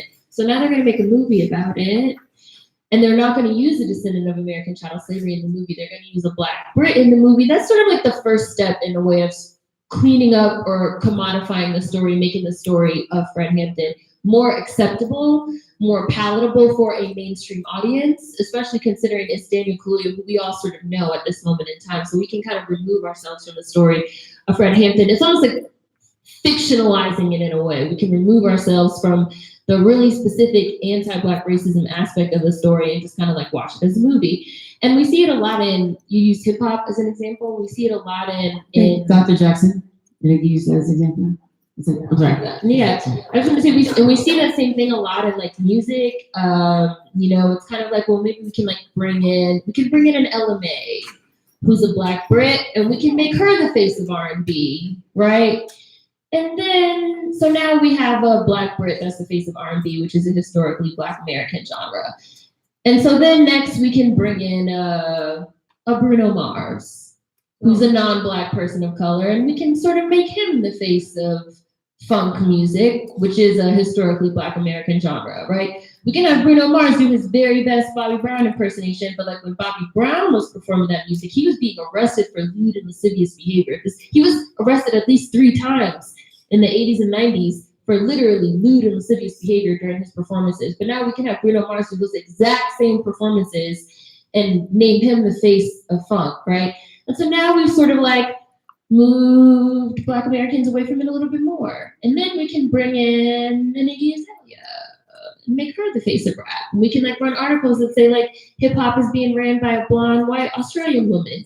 And so now we've moved it a little bit further. It's like you know how they say that saying of you put the pot and the frog in the pot and you gradually turn the water up so they don't jump out, and before they know it, they're dead and you're eating frog legs. It's sort of something along those lines. You sort of gradually you move it up in stages, and then the next thing you know, Black Americans specifically are entirely removed from our own narrative. We're removed from our own history. We're removed from our own ethnicity. We're removed from our own culture. And a lot of it starts with the sort of bringing in of foreign Blacks, because a lot of the times, especially when we're talking about media and media representation, people sort of realize you can't give the people too much. Like when Adele beat Beyonce for that Album of the Year Grammy, people were like, "Whoa, this was too much. This was a lot, right?" But when Bruno Mars wins the Album of the Year Grammy, it's a little bit more more acceptable. Well, he's brown, right. So that would do. Brown. He's Black adjacent. He is a Puerto Rican from the Bronx. His dad was a pimp. Oh, he's Black enough, right? Political Blackness. So it's all very, it's again, very insidious and very deliberate, smudging and sort of blurring of lines. And I also think that in terms of Black people, specifically in the diaspora, and also Black Americans and our relationship with the rest of the diaspora, we've had a very, I don't want to say leeching, but that's really the only word I can think of. We discussed this yesterday. Yes, correct usage. Like very leeching behavior. Blacks in America have been a manufacturer. We have constantly manufactured things, constantly. The advancement of mankind has come from what has happened here. Everything from light, cell phone technology, computer technology, you can read. We stay recreating cultures recreating our own culture just to have it taken away and constantly perpetuated by somebody else. We are constantly written out of history, written out of movements, and it starts with the media, it starts with the cinema. How can someone else tell your story? How can someone else that hasn't been born here, bred here, tell your story? I can't tell the story of someone that is an African immigrant. I can't tell that story. I can't tell that story of someone that's an Asian immigrant. I can't tell that narrative. But to constantly keep going somewhere else where you have people here that are equipped to tell stories here, it's unacceptable. It's like a slap in your face. It's like no matter what you have done, it's still not good enough. So what I was going to say was, I actually agree with what she was saying. There's like this constant othering of our narratives, and it's almost like it's a constant sterilization of Blackness. Black Americans who are the descendants of chattel slavery are kind of like the redheaded stepchild that you want to put in the closet, but then you get salty later because the glow up is vicious and you feel like you slept on them. That's what our experience is here in this country. And our experience is extremely unique. So to say that every experience of every diaspora person is the same, that's just a lie. And on top of that, it's a disservice to our unique experience here in this country. I'm first generation American. My family is from Trinidad and Tobago. I'm also Black American. My mother is from here. My father is from Trinidad. When I go to Trinidad, it's like, oh, you Black American? Everybody thinks I can rap. When I tell, and I can, but I don't tell them that I can, right? It's kind of like when white folks ask you to dance and you tell them you can't dance, or when white folks ask me if I know rappers in town, I tell them I listen to classical music, that sort of thing. And so there's like these stereotypes, right? So when I go home to Trinidad, they're like, oh, they parade me around. This is my light-skinned American cousin. She's Black American. She hangs out with rappers. Maybe, I don't know. She does all this stuff. And it's like, now you guys, that's not like, we become like archetypes, right? And then here in the United States, when I tell people that I'm Caribbean, like I'm Afro-Caribbean, then I become like this beautiful, exotic Black woman. Oh, I did notice you have freckles. No, you didn't. Oh, I did notice that your edges were soft. No, you didn't. No, you didn't. And so we constantly have this distancing from being Black Americans. And it happens within our culture. And I like the way you phrased that. I can't remember if it was Seren or Kelly, but it makes us more palatable. It's easier to digest us, right? When we can appear something other than the niggers that you had in slavery, that you raped, and that's why I'm lighter. When you can ignore those things, it makes it easier for us to just be this people of color, kumbaya, colorblind racist society. California, people always say California is a blue state. California is not a blue state. California is a colorblind racist society. Like we move under the guise that racism is something of the past, and that this new concept of coming together, they have this phrase called better together. And it's like, okay, cool, but like, I'm trying to feed my kids. You feel me? So yes, we can be better together, but if we have specific needs that are not being met, that are necessary for our survival, I don't have time to think about working with you, right? If my people don't have access to the resources that they need to survive, I don't have time to think about working on intersectional issues with other communities. So it's easy to other us and erase us from the cultural narrative when you bring in other people who are, yes, they are Black, and no, we are not minimizing their Blackness or diminishing their experience, but the truth is their experience is not that of a Black American that grew up in America. My father, I love him, I love him, I love him, I love him. There's just some shit he don't get. And I explain it, and we explain it, and we be like, no, daddy, blah, blah, blah, blah, blah. He doesn't understand. My father was not born in this culture, in this country. He was not culturalized as a Black American. Thusly, he does not understand my experience. And I hate that, but it's the truth. So that was my That's also not sadly, not every Black person in America understands your experience through your perception and the eyes they're in. Here's just a bit of, again, old ass history. Okay, so back in the day when I was at UCLA, again, I have to harken back to that, 1968 to 72, the American, National Sociological Association, which was the Black arm of the American Sociological Association, got together and said, look, we see a trend forming, and the trend forming is infants, young Black infants, are now being adopted by white parents. We want to push back on that. We don't think that they're going to get the ideal understanding, socio-political understanding of what it means to be a Black American. They put that in writing, and of course we know that since then, things have evolved in our culture, if you want to look at it like that, and everybody adopts everybody. So to make the assumption, for instance, that everybody has exactly the same understanding of what it is to be an African American or a Black American in the United States is completely wrong. When I say that, I mean we're all subjected to a certain amount of environmental, media-oriented penetration every day. We know that. But I have had students, and I'm just going to say it out, who I was assuming had a certain orientation about being Black. And these students have told me, well, you know, Dr. Jackson, like I was adopted by a white family, and I really am not familiar with all these things you're talking about. They were never discussed. That would actually be transracial, correct? Yes, yeah. I looked The proper way, yes. Yeah, and they don't see it.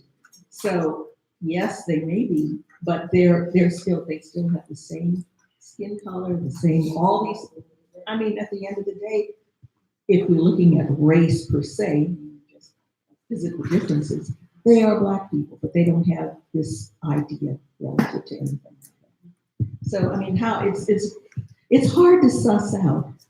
We do recognize, yes, everything that we're subjected to as Black Americans, but some people are still curious about what happens to them because they've never had the exposure, the enrichment, the ability to be able to interface with it every day.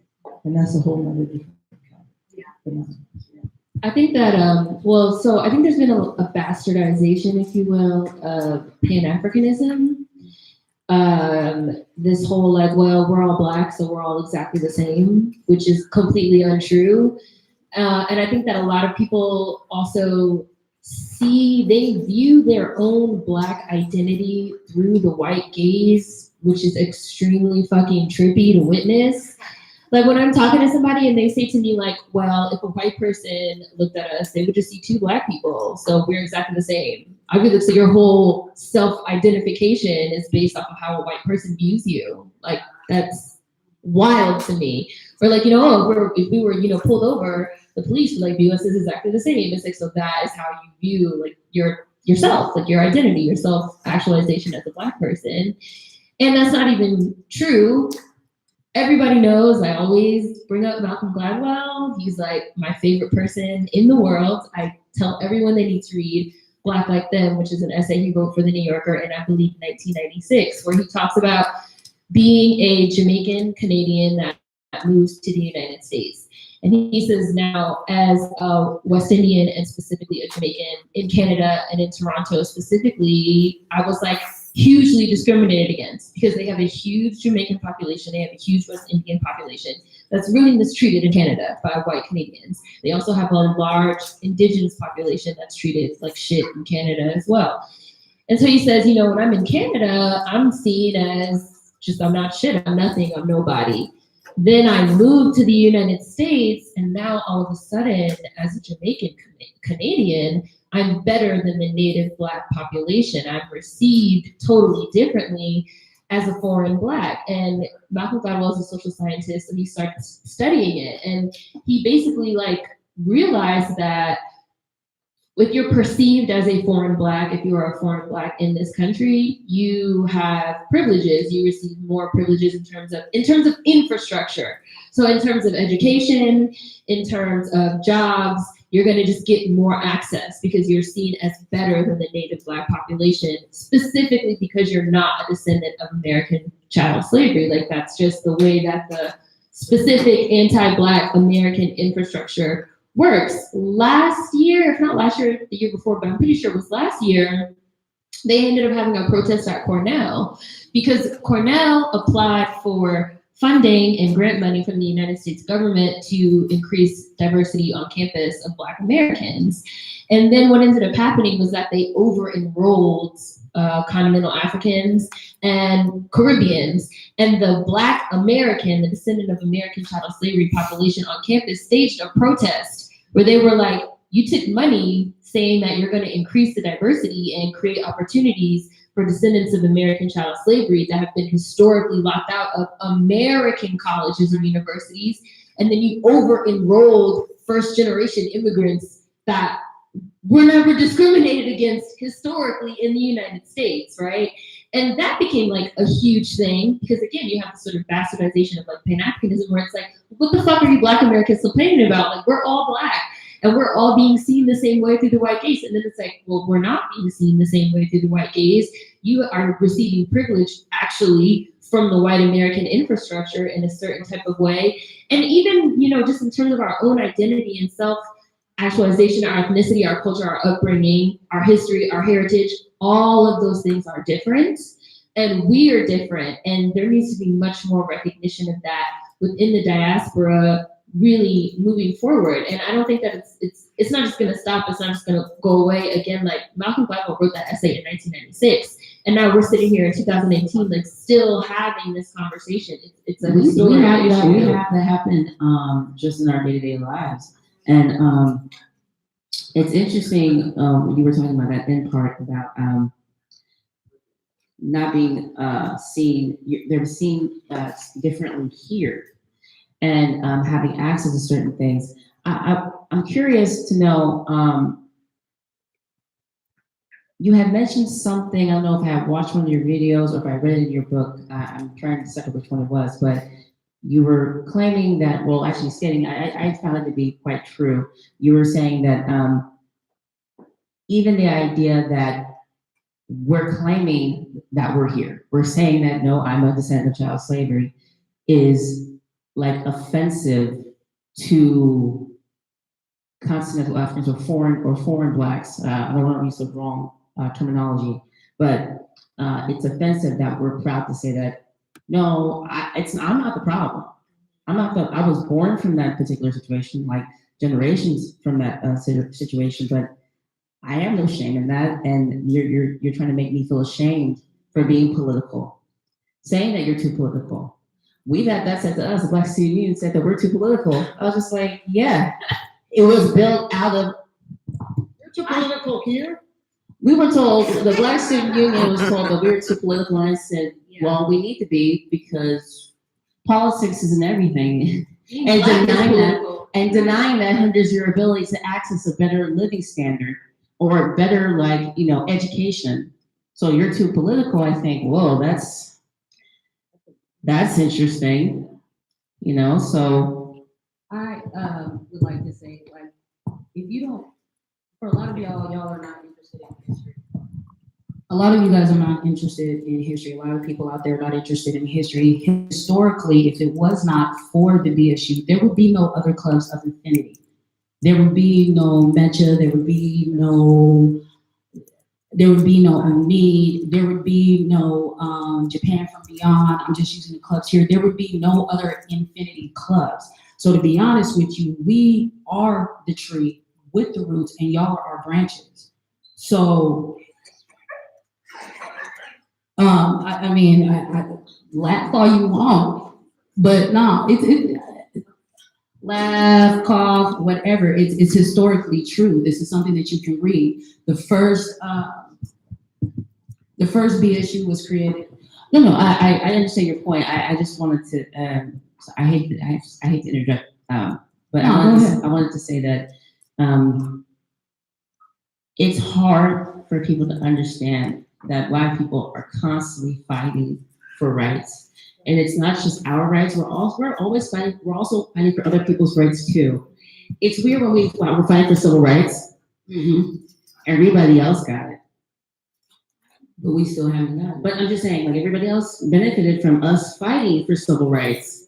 And then to laugh and like cough or like cackle at that idea, I think, wow, you know, there's a couple books we actually have in our Black Student Reading Library that are open for everybody to read. If you cannot find the books in the library here, or you can go to the library and actually request those books and actually, you know, read up on that stuff. You know, again, laughing or cackling, I think, wow, is that cognitive dissonance, or is that just intentional? Is that meant to be intentional? And we're here to educate. We're not here to point the finger. We're trying to get people out of that mindset that, well, there's nothing wrong with me. There's something wrong to think that when you're political, especially when you're trying to help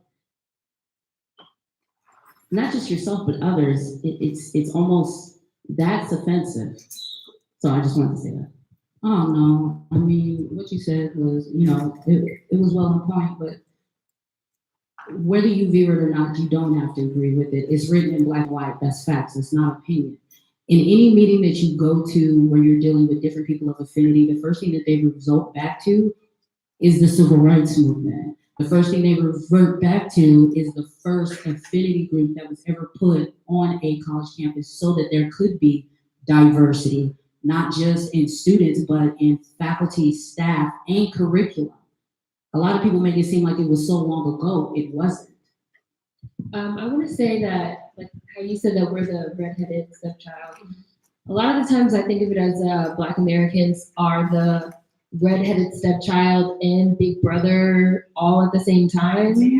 Right, redheaded stepchild, big brother, mammy, like we are just everything. We talked about this yesterday, and I said this previously. I feel like Black Americans are sort of considered to be this endless well of inspiration for everyone and everything, and everyone can just like dip and dip and dip and dip and dip and take and take and take. And yet, Stealing ideas. and yet there is also, and that's like sort of the big brother aspect of it, of like when we're sort of following, you know, behind big brother. Like you brought up how Black Americans fight for things and everyone sort of gets to benefit. Another prime example of that is Brown v. Board of Education, which I'm sure everyone has heard of, right? We talk about how Brown v. Board of Education made it so that the separation of school was ruled unconstitutional, it was ruled illegal. Something that we don't ever really learn in school was that all quote unquote persons of color benefited from Brown v. Board of Education. So like Native Americans, indigenous populations, they were also in separate schools. Asian immigrants, like especially like Chinese, because there were a lot of Chinese Americans, because Chinese immigrants were specifically sort of enticed to come to the United States to help build railroads out west. They were also in separate schools. All Irish, you know, Mexicans, they were also in separate schools. So when Brown v. Board was ruled unconstitutional, that made it so that everyone could now attend, you know, the quote unquote white schools or the good schools.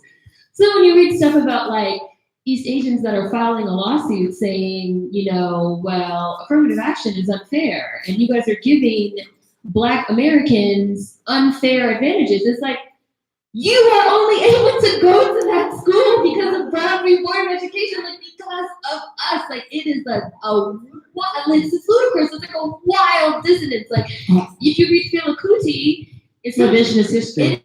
It is like if you read Fela Kuti, so what Fela Kuti says is, you know, we were in Africa and we were looking at the images that were coming out of Harlem, and the Black Americans in Harlem were wearing their natural hair. They were wearing afros. And they got these black, and they were saying black power, and that inspired us in Africa, right?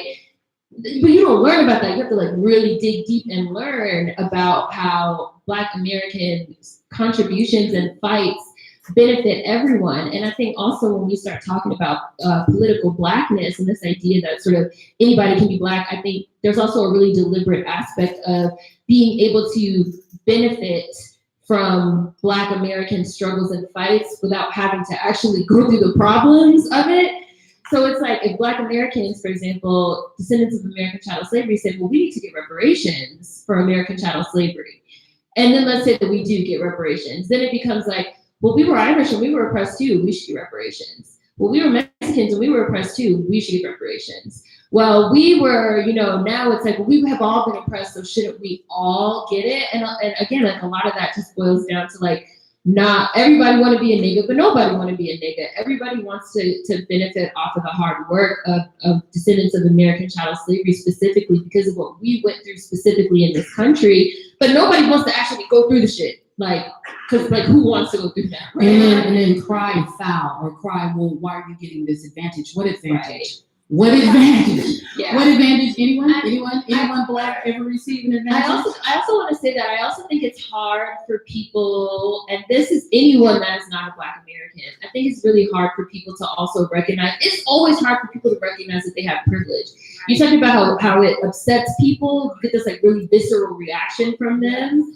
Because it's hard for people to admit that they have privilege. Everything that everyone has in the United States of America is built on two things: the genocide against the Native Americans and the stealing of the land, and American chattel slavery. Those two things, every single thing that every person has in this country, immigrants, white people, everything that everyone has in this country was built on those two things. But nobody likes talking about that, because then people have to recognize that if they are not a part of those two groups, they're benefiting off of the oppression of others. Nobody wants to talk about that. So they try to either get in the group, and it's really hard to get into like the Indigenous American, like Native American group. So they try to like get in the Black American group, because no one wants to recognize that they're benefiting from our oppression, but everybody is. And then when we fight against that oppression, 9 times out of 10, everyone gets to benefit from the benefits that we get as well. There's a lot of like double dipping, like when we're oppressed, you benefit. But when we become no longer oppressed, you also benefit. And I think that's also why a lot of people are invested in keeping Black Americans at the bottom. Because as long as we're at the bottom, they're on the top. They're higher than we are. They have someone to stand on. Yes. Yeah.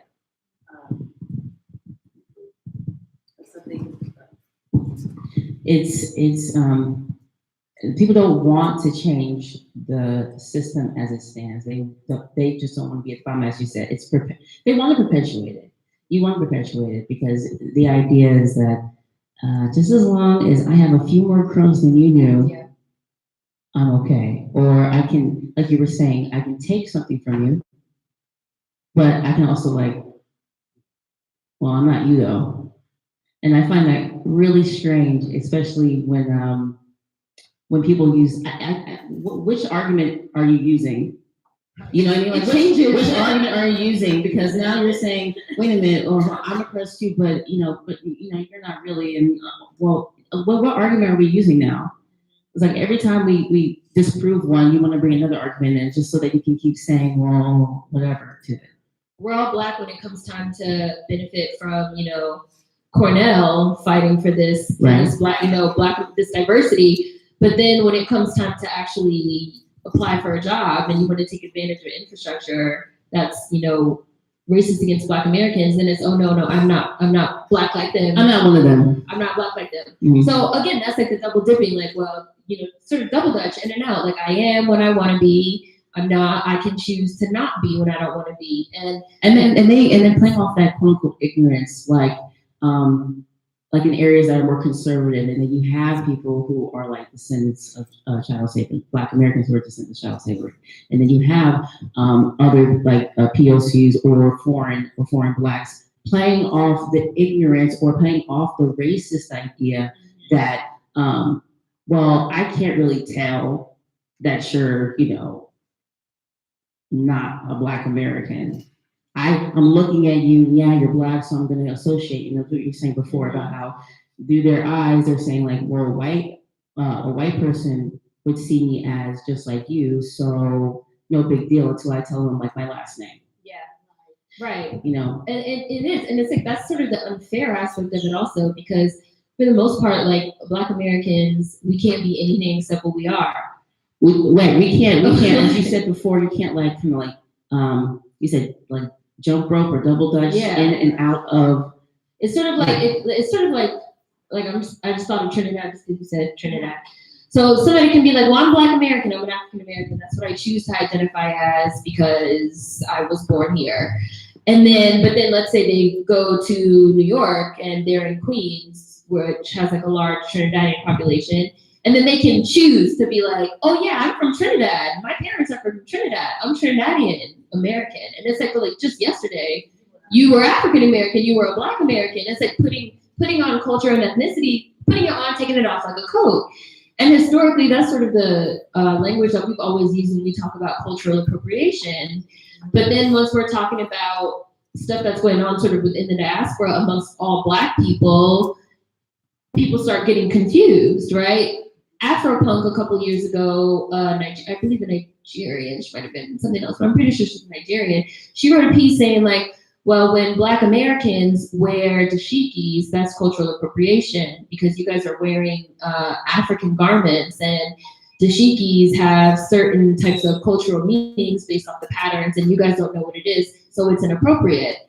So, but then when we as Black Americans be like, all right, cool, that's fine. So that means that when you claim to be a Black American to take advantage of some type of infrastructure, that is also cultural appropriation. Then it's like, whoa, it's a problem. It's, like, whoa, you guys are being divisive and you're not trying to, you're trying to say we're not Black. Like we're not trying to let them in the club, right? Like we try to keep them out, Like it's like, but just yesterday you were using the fact that you're not a Black American to your advantage.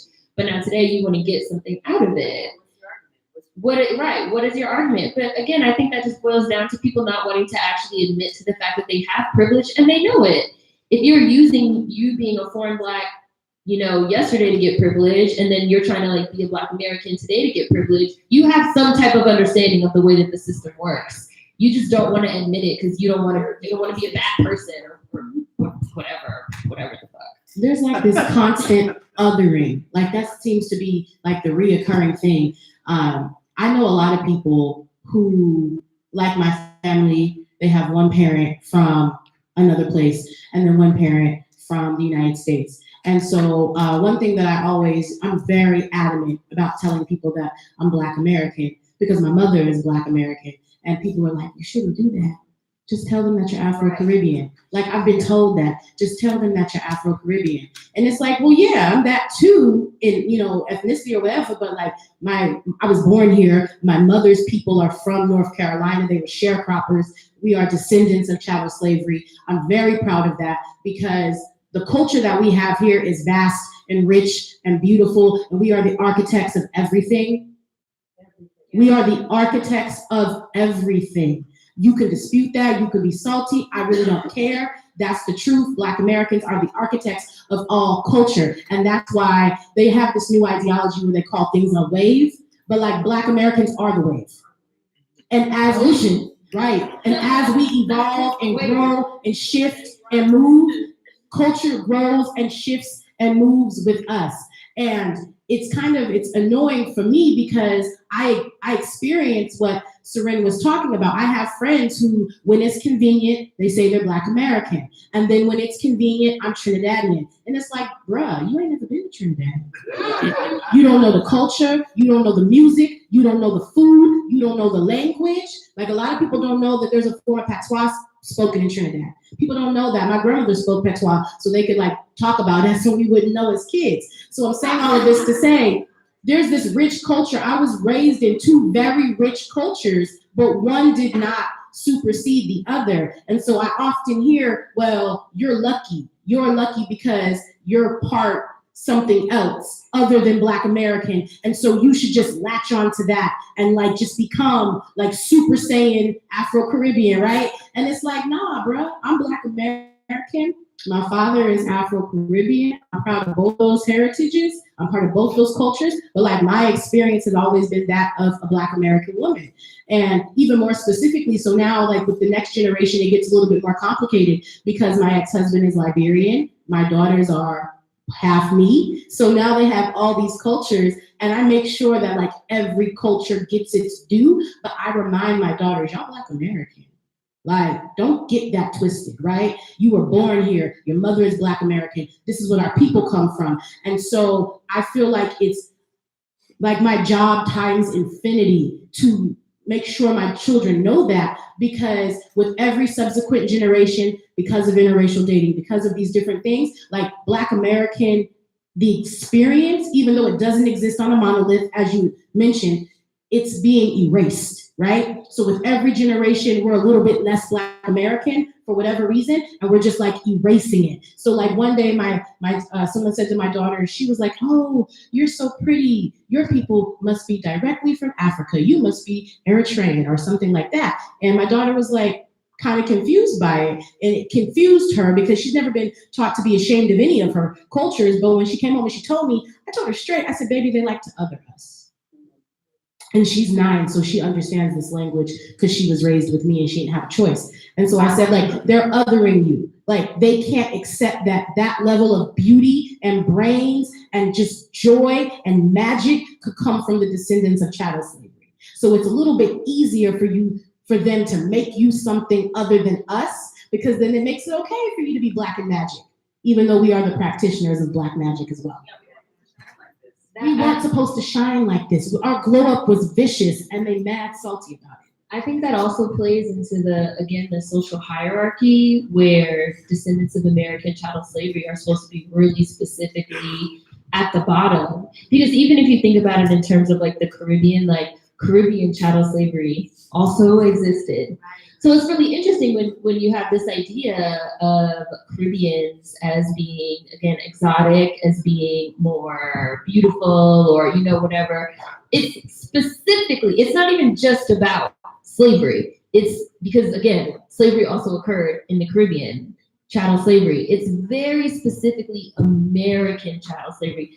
It's something very specific about the hierarchy that puts Black Americans at the bottom, and then foreign Blacks, and then non-Black persons of color, and then white. You're sort of, I don't know if you guys have ever read the book or heard of the book Working Towards Whiteness, but it's part of the social sort of again hierarchy of working your way towards whiteness. So it's like, if you have to be Black, if you insist, you can't be a Black American. Like, you cannot be a descendant of American chattel slavery. You have to be something else so that you can be other, so that you can be exotic.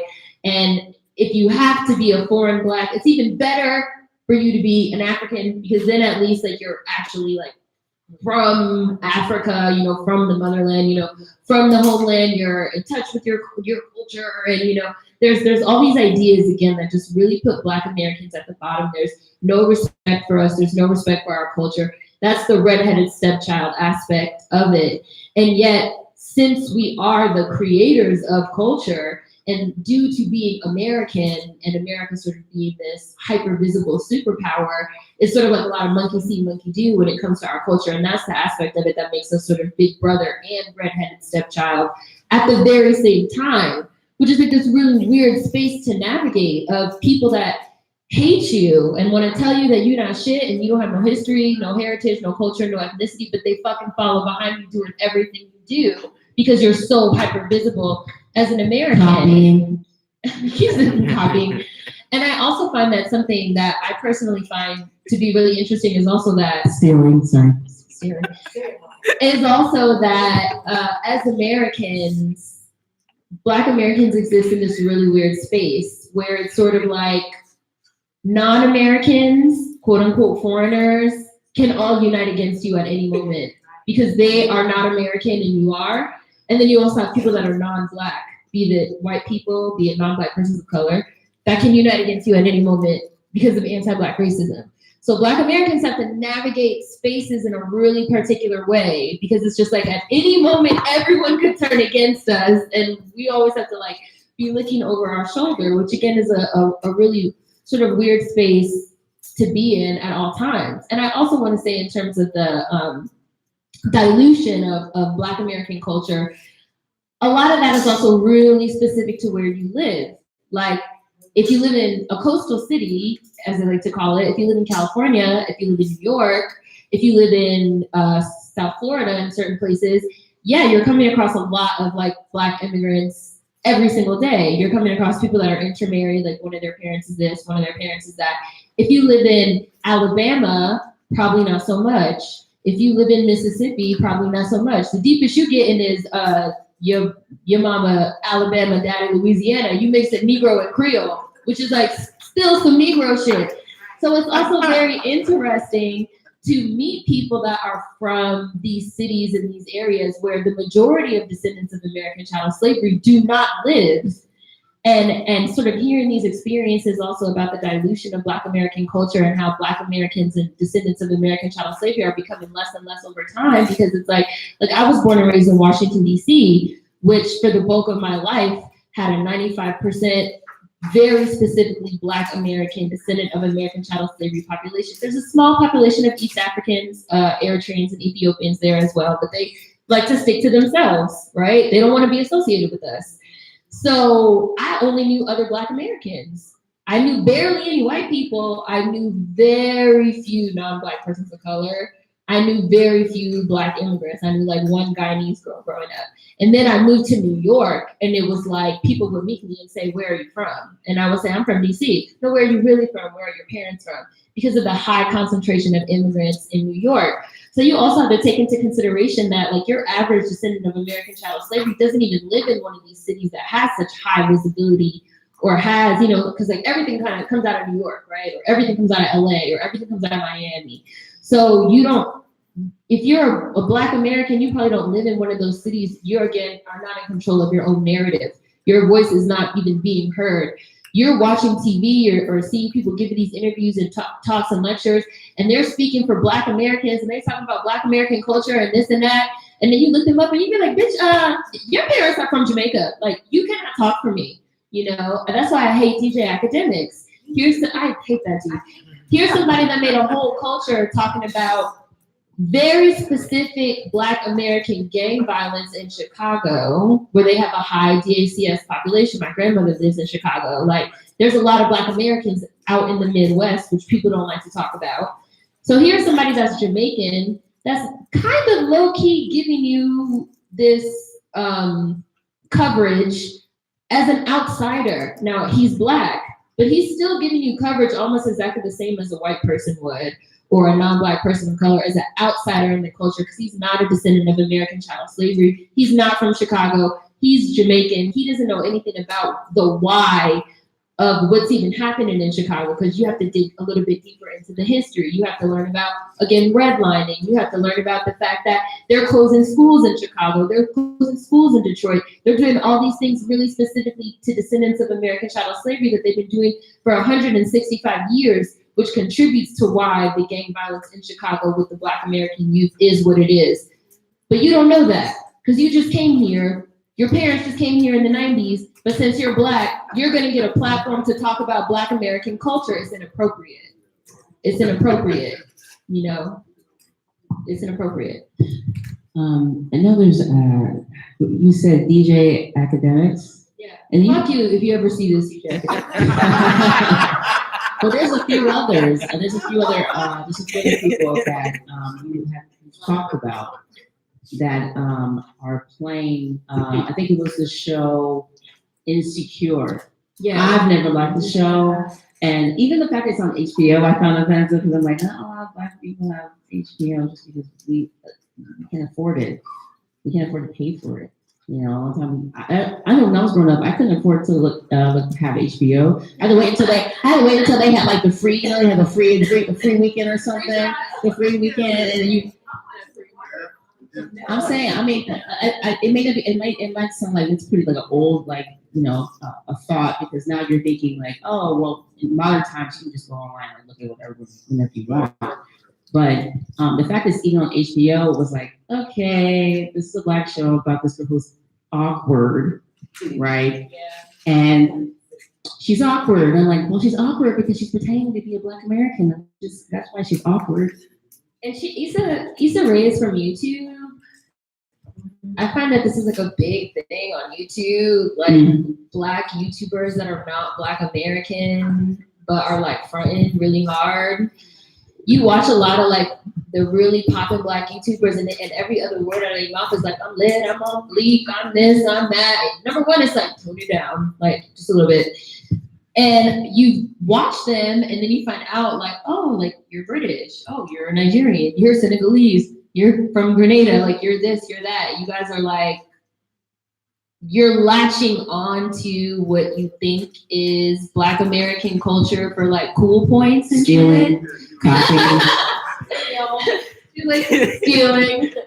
You know, you're latching onto it, and that kind of also gets back to what you were saying about sort of like taking advantage of the fact that, you know, people are going to sort of look at you and just see a quote unquote Black face, so they maybe won't question, you know, you're utilizing Black American culture for a come up, like low key. That's exactly what you're doing.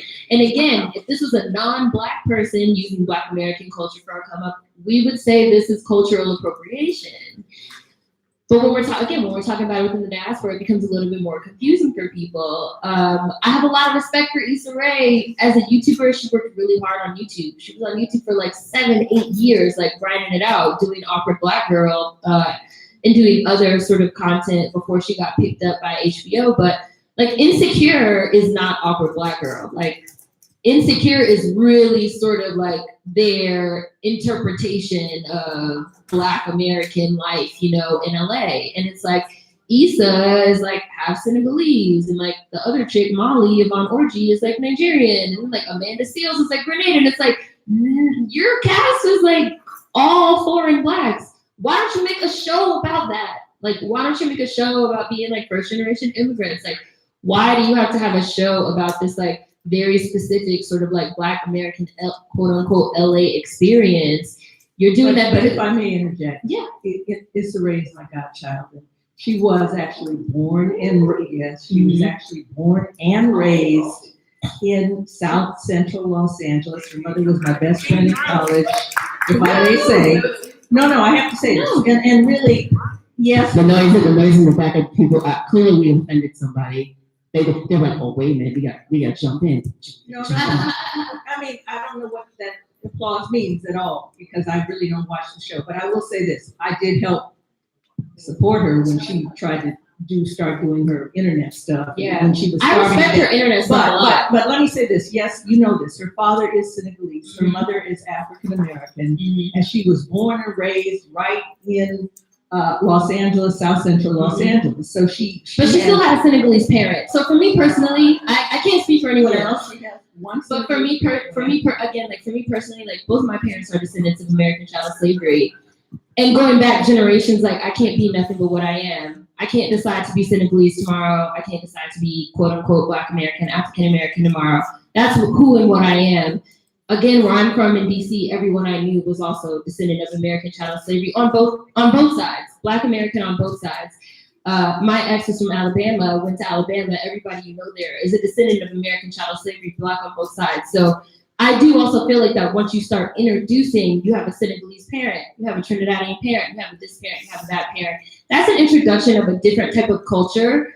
That's an introduction of a different type of upbringing. That's an introduction of just, it's different. The history, the heritage, the ethnicity, that's different. And that is not something that all Black Americans, descendants of American chattel slavery, are growing up with.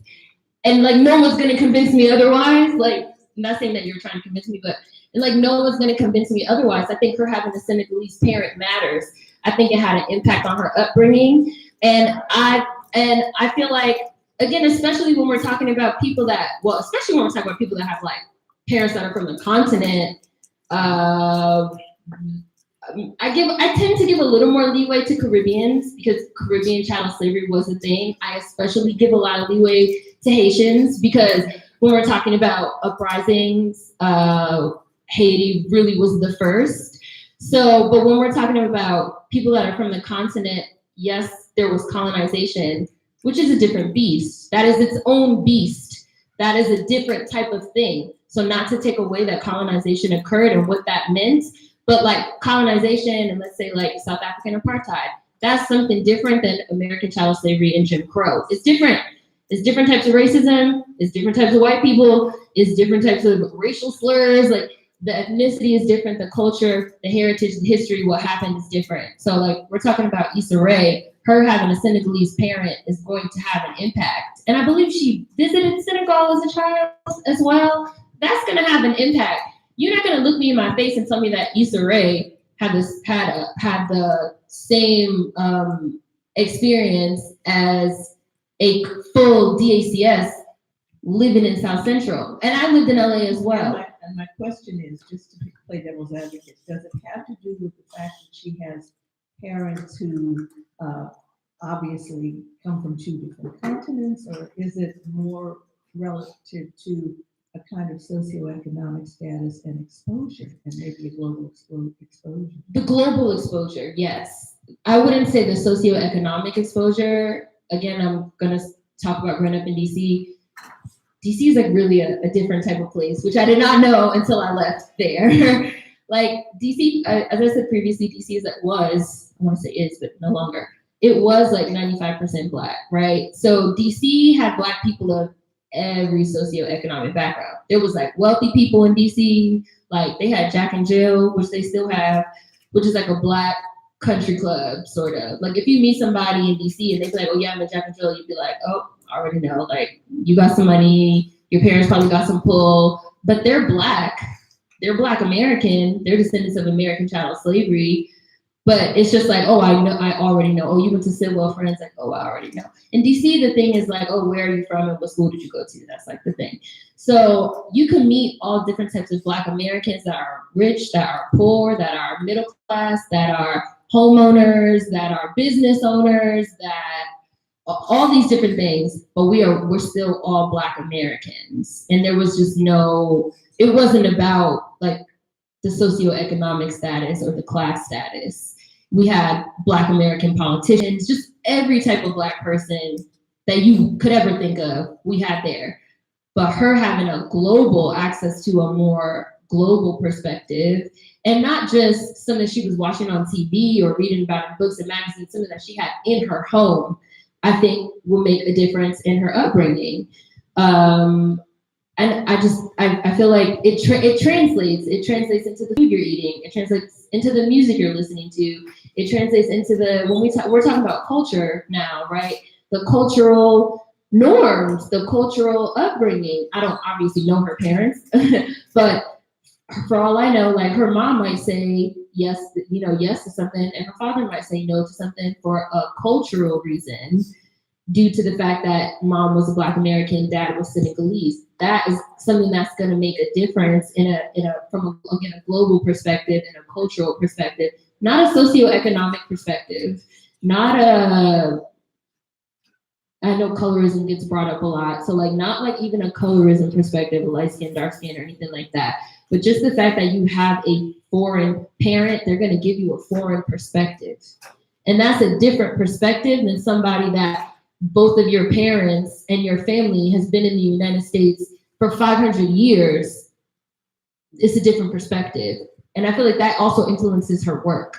Okay, just for devil's advocate. Yeah, I love a devil's advocate. What happens when you're an African American born and raised in the United States, and your one parent, you may not be certain about whom the other parent is, but one parent then occupies a kind of global position, so that there's kind of a blurring and a blending of many different nationalities, countries, ethnicities, and groups.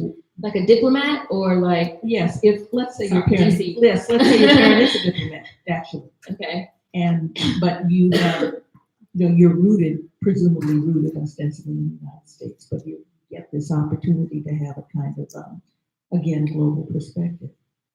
How do what part do you parse out? What part is authentic? What part is blurred? What part is integrated with something else? I mean, in other words, what I'm saying, it seems very difficult these days to be able to extricate one particular part and hold it up as being genuine and different from some other part. I would say that for your average Black American, it's not difficult, though, because that's what I mean when I say like your average Black American doesn't have these. My question is, who is that? Your average is more. I was born and raised in Compton, California, but I don't know who that is anymore. But that's what I mean when I say that when you're from California, or when you're from Florida, or when you're from New York, when you're living in places that have a high immigrant population, you have a skewed perspective. Because you say like, well, who is your average Black American? Who's your average descendant of American chattel slavery? Your average descendant of American chattel slavery is just that. They're a descendant of American chattel slavery on both sides. 9 times out of 10, they probably live in the South or the Midwest, which is a place that they most likely moved to as a result of the Great Migration. And of course, you have some that also moved up into the Northeast. New York, Harlem, obviously comes to mind immediately. But for the most part, people that live in, I always say California, Florida, New York, skewed perspective. A lot of descendants of American chattel slavery specifically do not live in these places. Your average descendant of American chattel slavery lives in the South and the Midwest, even to this day. The New York Times recently, because they've been running a lot of like Great Migration specials because we're coming up on like the 100-year anniversary of the Great Migration. The New York Times recently like ran a whole series of like graphics, I guess, where they studied where your average descendant of American chattel slavery lives. And still to this day, the bulk of descendants of American chattel slavery live in the South and the Midwest. So when you're growing up in California and you're surrounded by foreign Blacks, Black immigrants and Southeast Asians and Filipinos and Mexicans and East Asians, Japanese and Chinese, you have a skewed perspective because that's your perspective, not to say that it's incorrect or anything like that, but your average descendant of American chattel slavery, which is how I define Black American, is not having that type of perspective. When you're growing up in South Florida, I lived in Miami for a few years. When you're growing up in South Florida and the majority of the Black people around you are from Haiti, and then the rest of the people around you are probably motherfucking Cubans that hate your fucking guts because they hate Black people, like, you are getting a certain type of perspective. There used to be a much more substantial Black American population in South Florida and especially in Miami, but a lot of the Black Americans were pushed out because the majority of the Black Americans are not bilingual, and a lot of the Cubans run the positions of power at this point, and to get a lot of the jobs, you have to be fluent in Spanish, right, nowadays. And then when you dig even deeper into the history, again, this gets into knowing history, when you dig even deeper into the history of Miami, for example, you start learning about wet foot, dry foot policy, where Cubans were allowed to stay and Haitians were sent back. That's how you even learn how Cubans got this sort of stranglehold in Miami and moved into these positions of power. When you go to New York and you all you're meeting in New York are West Indian immigrants and Caribbean immigrants and continental African immigrants, you're gonna have a skewed perspective of like, well, how do we even know who's a Black American or a descendant of American chattel slavery? But I recently did a road trip filming season 1 of my web series, which is called The Black Americans, where I sit down with Black Americans in conversation.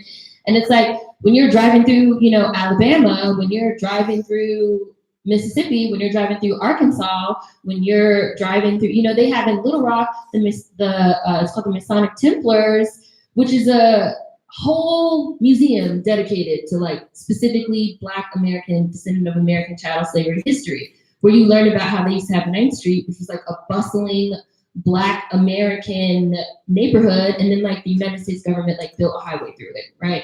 You start learning about stuff like that, and you start learning about how Black American communities really specifically were decimated, and then how a lot of foreign Blacks and immigrants who were seen as more palatable were even then brought back into the neighborhoods. That is a skewed perspective. That's not a perspective of how things are for your average Black American that is a descendant of American chattel slavery in this country. Something like, so they say that like the American population is something like 13% of the population. Out of that 13%, less than 1% are like foreign Blacks, like less than 1%. It's very small. There's just high concentrations of them in various cities and various parts of the world of the country. So you get this perception of like, that is more of them than it really is, and that it's like all this confusion. But there's really not. Like, there's really, really not. And again, when I say this goes back to Black Americans not having control of narrative, because where do most of the narratives come out of? California, right? Where you have all these Black immigrants that are now taking control of the Black American narrative. New York, where you have all these immigrants that are now taking control of the Black American narrative. But the millions of descendants of American chattel slavery that are concentrated in the Dust Belt, the Rust Belt, and the Bible Belt don't have a voice. And so we get this like skewed revisionist history of what's going on. And that's what I have an issue with. That's why I even started the Black Americans, where I literally like drove through the country and sat down talking with descendants of American chattel slavery. Let's talk. Let's talk about what you think. Let's talk about how you're feeling. Let's talk about how you feel about the narrative. And for the most part, a lot of people said like, they don't know what's going on because they watch TV shows and they be like, I don't know these people. Like, I don't understand what I'm watching. They watch movies, they read books, they watch these panels. They watch a whole panel of people discussing, you know, Chicago drill music, which is very specifically Black American. And they be like, I don't understand any of what I just watched. And then they look up the people on the panel and it's like a Jamaican, a Trinidadian, a Haitian, a Black Brit, and a Senegalese. And it's like, oh, that's why, because they didn't have the same history, heritage, ethnicity, culture, upbringing as me, and they don't know me, period. I actually agree with that. And it's funny because while you were talking about the experience of having one parent being from one place and one parent being Black American, thank you, it made me like reflect on my own life. And I have so many people within my own family who they kind of use their parent being other than like Black American, being foreign Black, as a way to kind of like merge in and erase being Black American. You know, one thing that I really respect a lot about my mother is it would have been very easy for my mom to kind of like forget that she was a Black American descendant of slaves because my father was foreign Black. So she could have just adopted his culture and forgotten about her culture and just kind of become this like hodgepodge Trinidadian wife, right? And she could have done that. A lot of women do that. A lot of people do that. You've seen, you know, Black Americans who are descendants of chattel slavery. They'll marry someone from another ethnicity or another cultural background, and then they just like let go of their culture 100%, and they kind of adopt into that other culture, and then now they're just that other culture. And so for me, I always grew up with a very acute understanding that my experience, even with my mother being Black American, was different than the other Black American children with me. That idea of globalization, we can't minimize that. It's a big deal. The first time I got on a plane, I was 3 years old. I've had a passport since I was 2. That's not the average Black American experience. I've been able to go to Trinidad and Puerto Rico and see diaspora people and see all this different stuff that was not existent here in Bakersfield.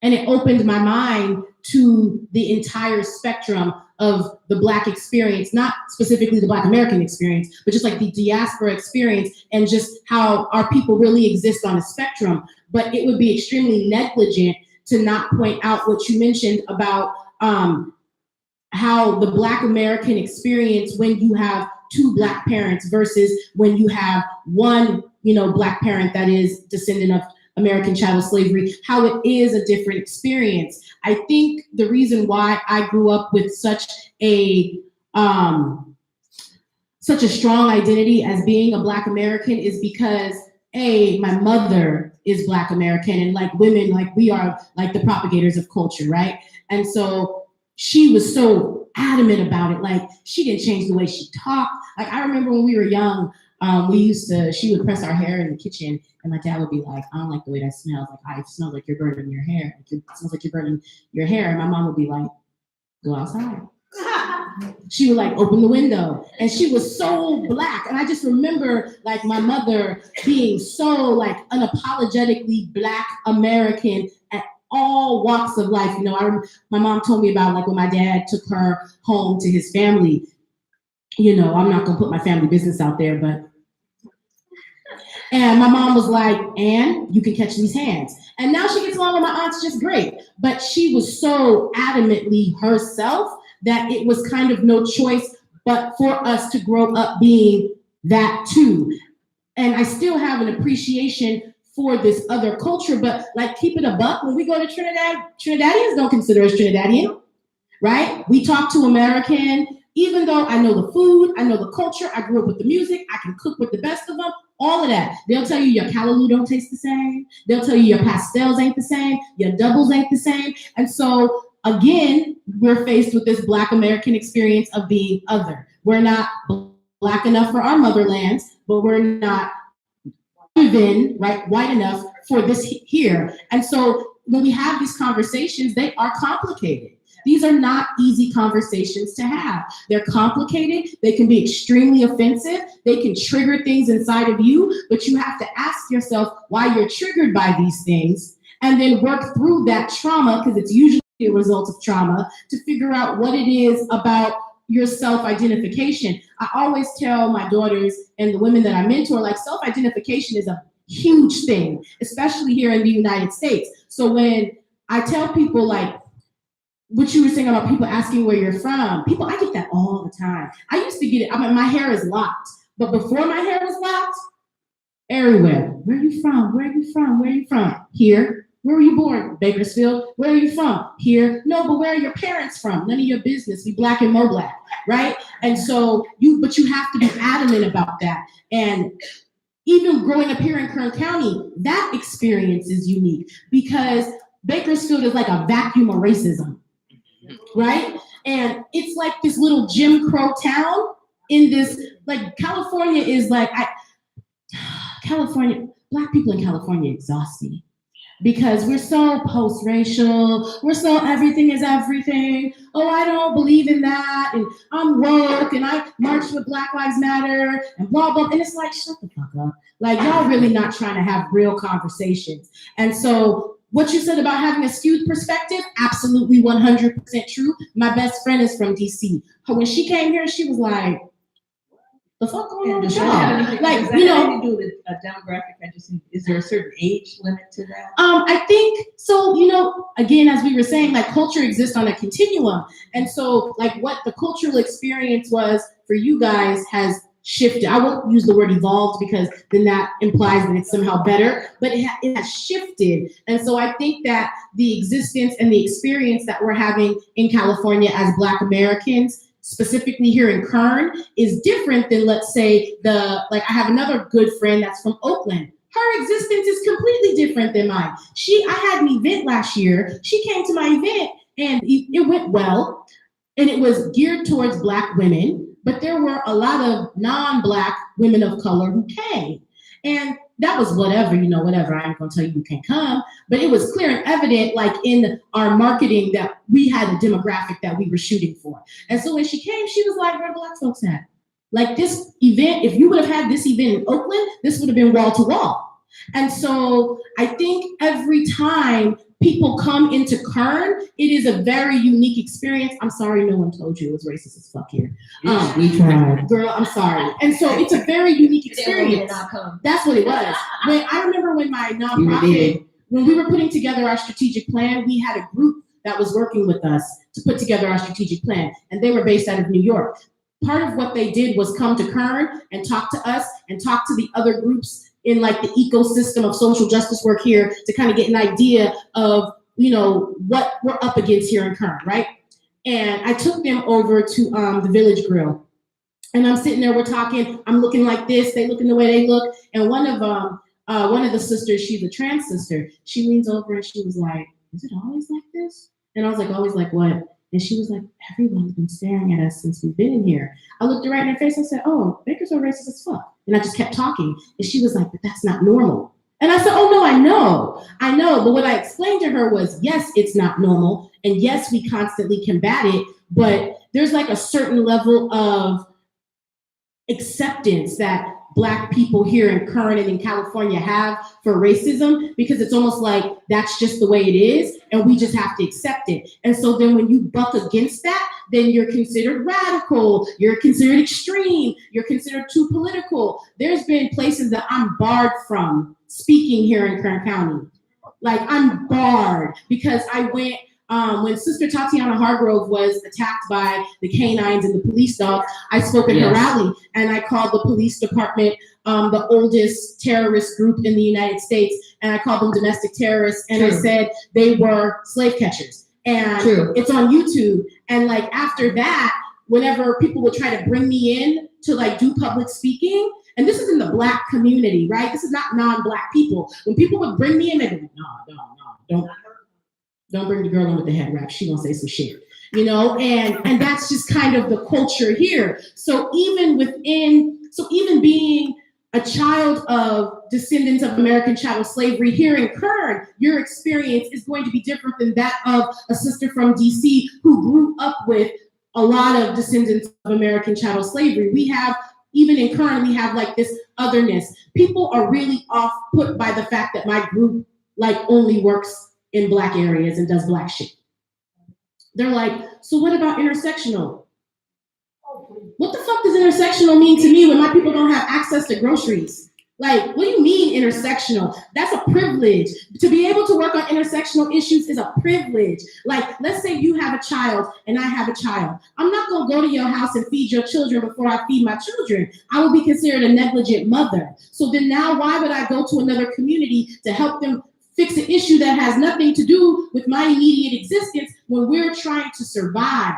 So the thing about it, even within community organizing, we have to decolonize privilege. Being able to work on intersectional issues is a privilege. And so a lot of times Black organizers, we get hit with this idea of, you guys are nationalists. You don't want to work with other races. It's not that we don't want to work with other races. I'm worried about my fucking self. I have to survive and live and have access to resources so that I can give a fuck about what's happening to you. And so I thought about all of that. For a long time, we've been denied it. We've been denied it. Can I say that, like, intersectionality, that's like another thing, sort of like Pan-Africanism is like really bastardized. Yes. Like, intersectionality is like a term coined by a Black woman, Kimberly Definitely coined Crenshaw, by a Black woman, yes. who basically the whole point of intersectionality was supposed to be like, you know, it was supposed to talk about how the differences of identity and the way that they can intersect in one person. Like, I'm both Black and a woman, right? So I have to deal with issues of being Black as well as issues of being a woman. That's intersectionality. It's not like, come fight for my white cause first. That is not intersectionality. That's not intersectionality. People have, like, I don't know what they did to intersectionality. The same thing they did to the people of color. Like, people of color was created so we wouldn't be called minorities anymore because so many minority groups didn't like that terminology. So it was created so we couldn't be called minorities. But if you look historically, people of color have that phrasing is interchangeable with like Negro and colored. So it's still not based in anything good, and it's still used to like diminish us and our collective experience, and it makes our issues smaller. Like, there are issues that I face as a Black woman that, like, I don't know, she don't face that, right? But maybe her people face something that I don't face. And so those separate issues need to be amplified. Here in Kern, there's an issue with the Punjabi community. Their language is the second most spoken language in Kern, but they didn't have English second language access in the Kern High School District until maybe 10 years ago, maximum, and I'm being generous with that estimate. And so that's an issue that does not affect me as a Black American. And so thusly, that issue deserves its own push and its own right. Like, if you say people of color, you wash their shit. Like, that totally erases the issues that they have that don't apply to me. So I'm on a tangent now, but I fucking hate that term. I'm sorry. No, I understand. You wanted to interject? Oh, You said devil's advocate. You said devil's advocate. You said, okay. I will come back. Yes, ma'am. Can I say something? Because you said do you feel like it's like an age thing? Right. I don't think it's an age thing. I really feel like it's location more than anything. Like, even when you were talking about your experience in Bakersfield is different than my experience in DC, which is different than the experience of somebody in deep South Mississippi. I really feel like it's location. We're all having a lot of different experiences based off location, which is also, again, and that's getting into people having a skewed perspective based on their respective location, which is also why it's wild to me when people say every Black person in the diaspora is all the same. We're all Black, so we're all the same. No, my experience isn't even the same as somebody in Bakersfield. You cannot tell me that the experience of a Black Brit is going to be the same as my Black ass American experience. Location matters a lot. Just like how you said the globalization aspect of it matters. I don't know what the opposite of that would be. Localization, Americanization, since we're here in America, the localization aspect of it really matters when we're talking about, again, differences in upbringing, ethnicity, and culture. It makes a huge difference. And even when we're talking about experiences of descendants of American chattel slavery, it makes an even huger difference. I did an episode with Black Americans in Pittsburgh. Shout out to Paul if you see this. And I was sitting down with this dude named Paul that his whole family has been in Pittsburgh for 5 generations. And so he's literally yeah, and my great-grandfather worked in the steel mill, and like my grandfather also worked in the steel mill, and like my father helped use the steel that like built that building right there. And so that is also like Americanization. Like that is also a part of our American history and our American upbringing as descendants of American chattel slavery and the localization aspect of it. Again, that's also something that somebody that has parents that just came here last year or a few years ago, they're not going to be able to relate to. I walk around my community, my city, and I know for a fact that like somebody in my family died in that coal mine over there 100 years ago. There's a connection that you don't have if you just came here. And I also feel like we use a lot of white colonizer rhetoric in the way that we even talk about the movement of people to and from the United States. The idea that America, immigrants make America great, America is a land of immigrants, everybody's an immigrant, that in and of itself is white colonizer rhetoric. It rests on the notion that America was an empty land waiting for people to come and fill it up and make it amazing, which is white European colonizer rhetoric. There were people here. So like, number one, I hate when I hear people say that because I'm like, that's so offensive to like indigenous Americans who were already fucking here. They're not immigrants. Like, how you gonna make somebody else's land great? That's white colonizer rhetoric from jump that you're running with. That's European rhetoric of that you can come to a place, take it, and quote unquote, make it great. I don't even think that's the appropriate language that we should even be using when we're talking about migration. The descendants of American chattel slavery did not willingly migrate here. We're not immigrants, right? Again, if you're not part of those two groups, indigenous Americans or descendants of American chattel slavery, you're benefiting from white colonizer rhetoric, period. You're benefiting from the genocide against the indigenous Americans, period. You're benefiting from the oppression of descendants of American chattel slavery and American chattel slavery as a system, period. And that's something that people don't like talking about and they don't like dealing about because it's really, really, really uncomfortable. And again, once we start getting into localization, if you were able to come here in the 80s and 90s and move to Pittsburgh and benefit from pre-existing infrastructure that Paul's grandfather died in a steel mine, you're benefiting, period. Nobody likes to hear that. And again, I think it's local. It's about localization. It's about where you're from, where you are now, how you got there, the movement, all that stuff matters. When we talk about civil rights and how the civil rights movement made things possible. Another law of the Civil Rights Act was a loosening of immigration. Previously to the Civil Rights Act of 1965, there was a quota on the amount of immigrants that could come to the United States every year. Descendants of American chattel slavery fought so that, I don't want to say unlimited, but like a far larger number of immigrants, and especially Black immigrants, could come to the United States because we wanted Black immigrants here to help us, to increase our numbers and to assist us in working against the system of racism and white supremacy. So again, it's ludicrous. It's almost like a spit in the face that then foreign Blacks come here and they take advantage of the white supremacist system and infrastructure and use that against us because they know they're seen as foreign Blacks and they're able to take advantage of that system. You're only here because we wanted you here. And again, that also goes for non-Black persons of color immigrants. You're only able to come here because Black Americans fought for a loosening of immigration. You're only able to attend to white schools because Brown v. Board of Education made it so that separate but equal was illegal. Everybody's benefiting. Everybody is benefiting. But nobody wants to talk about, again, the localization, the Americanization, the American history, the Eurocentric standards, the white colonizer rhetoric. Nobody wants to talk about that stuff. Instead, our history is being rewritten, being taken. But even when you say things like this, it's true. It's true. Everything I just said is true. You can go look it all up. It's all, that's history. They feel attacked. They feel attacked when a Black American say stuff like this. You feel attacked. Don't feel attacked. You know, again, there's books you can read, go to the library, do some research, maybe talk to people who are in this field who've actually, you know, delved into it. You know, don't feel attacked. Understand. How about working towards understanding what's being said, opposed to being immediately offended? It has to do with this. Again, we talk about cognitive dissonance, but just work through. You have to work through that. But to kind of wrap this up a little bit because we're almost done. I know, right? If we had more time, we should have made it longer, but there's one more essay I want to talk about here, and I would love to get to the whole book. That would have been lovely, but then you gotta sell your book too. So Try to write a second one. I can't wait to get it. So about Black academics and the great white fraud, she shall not be named, as she put. And they used snippets of my work in that documentary they made on her on Netflix too. Did they really?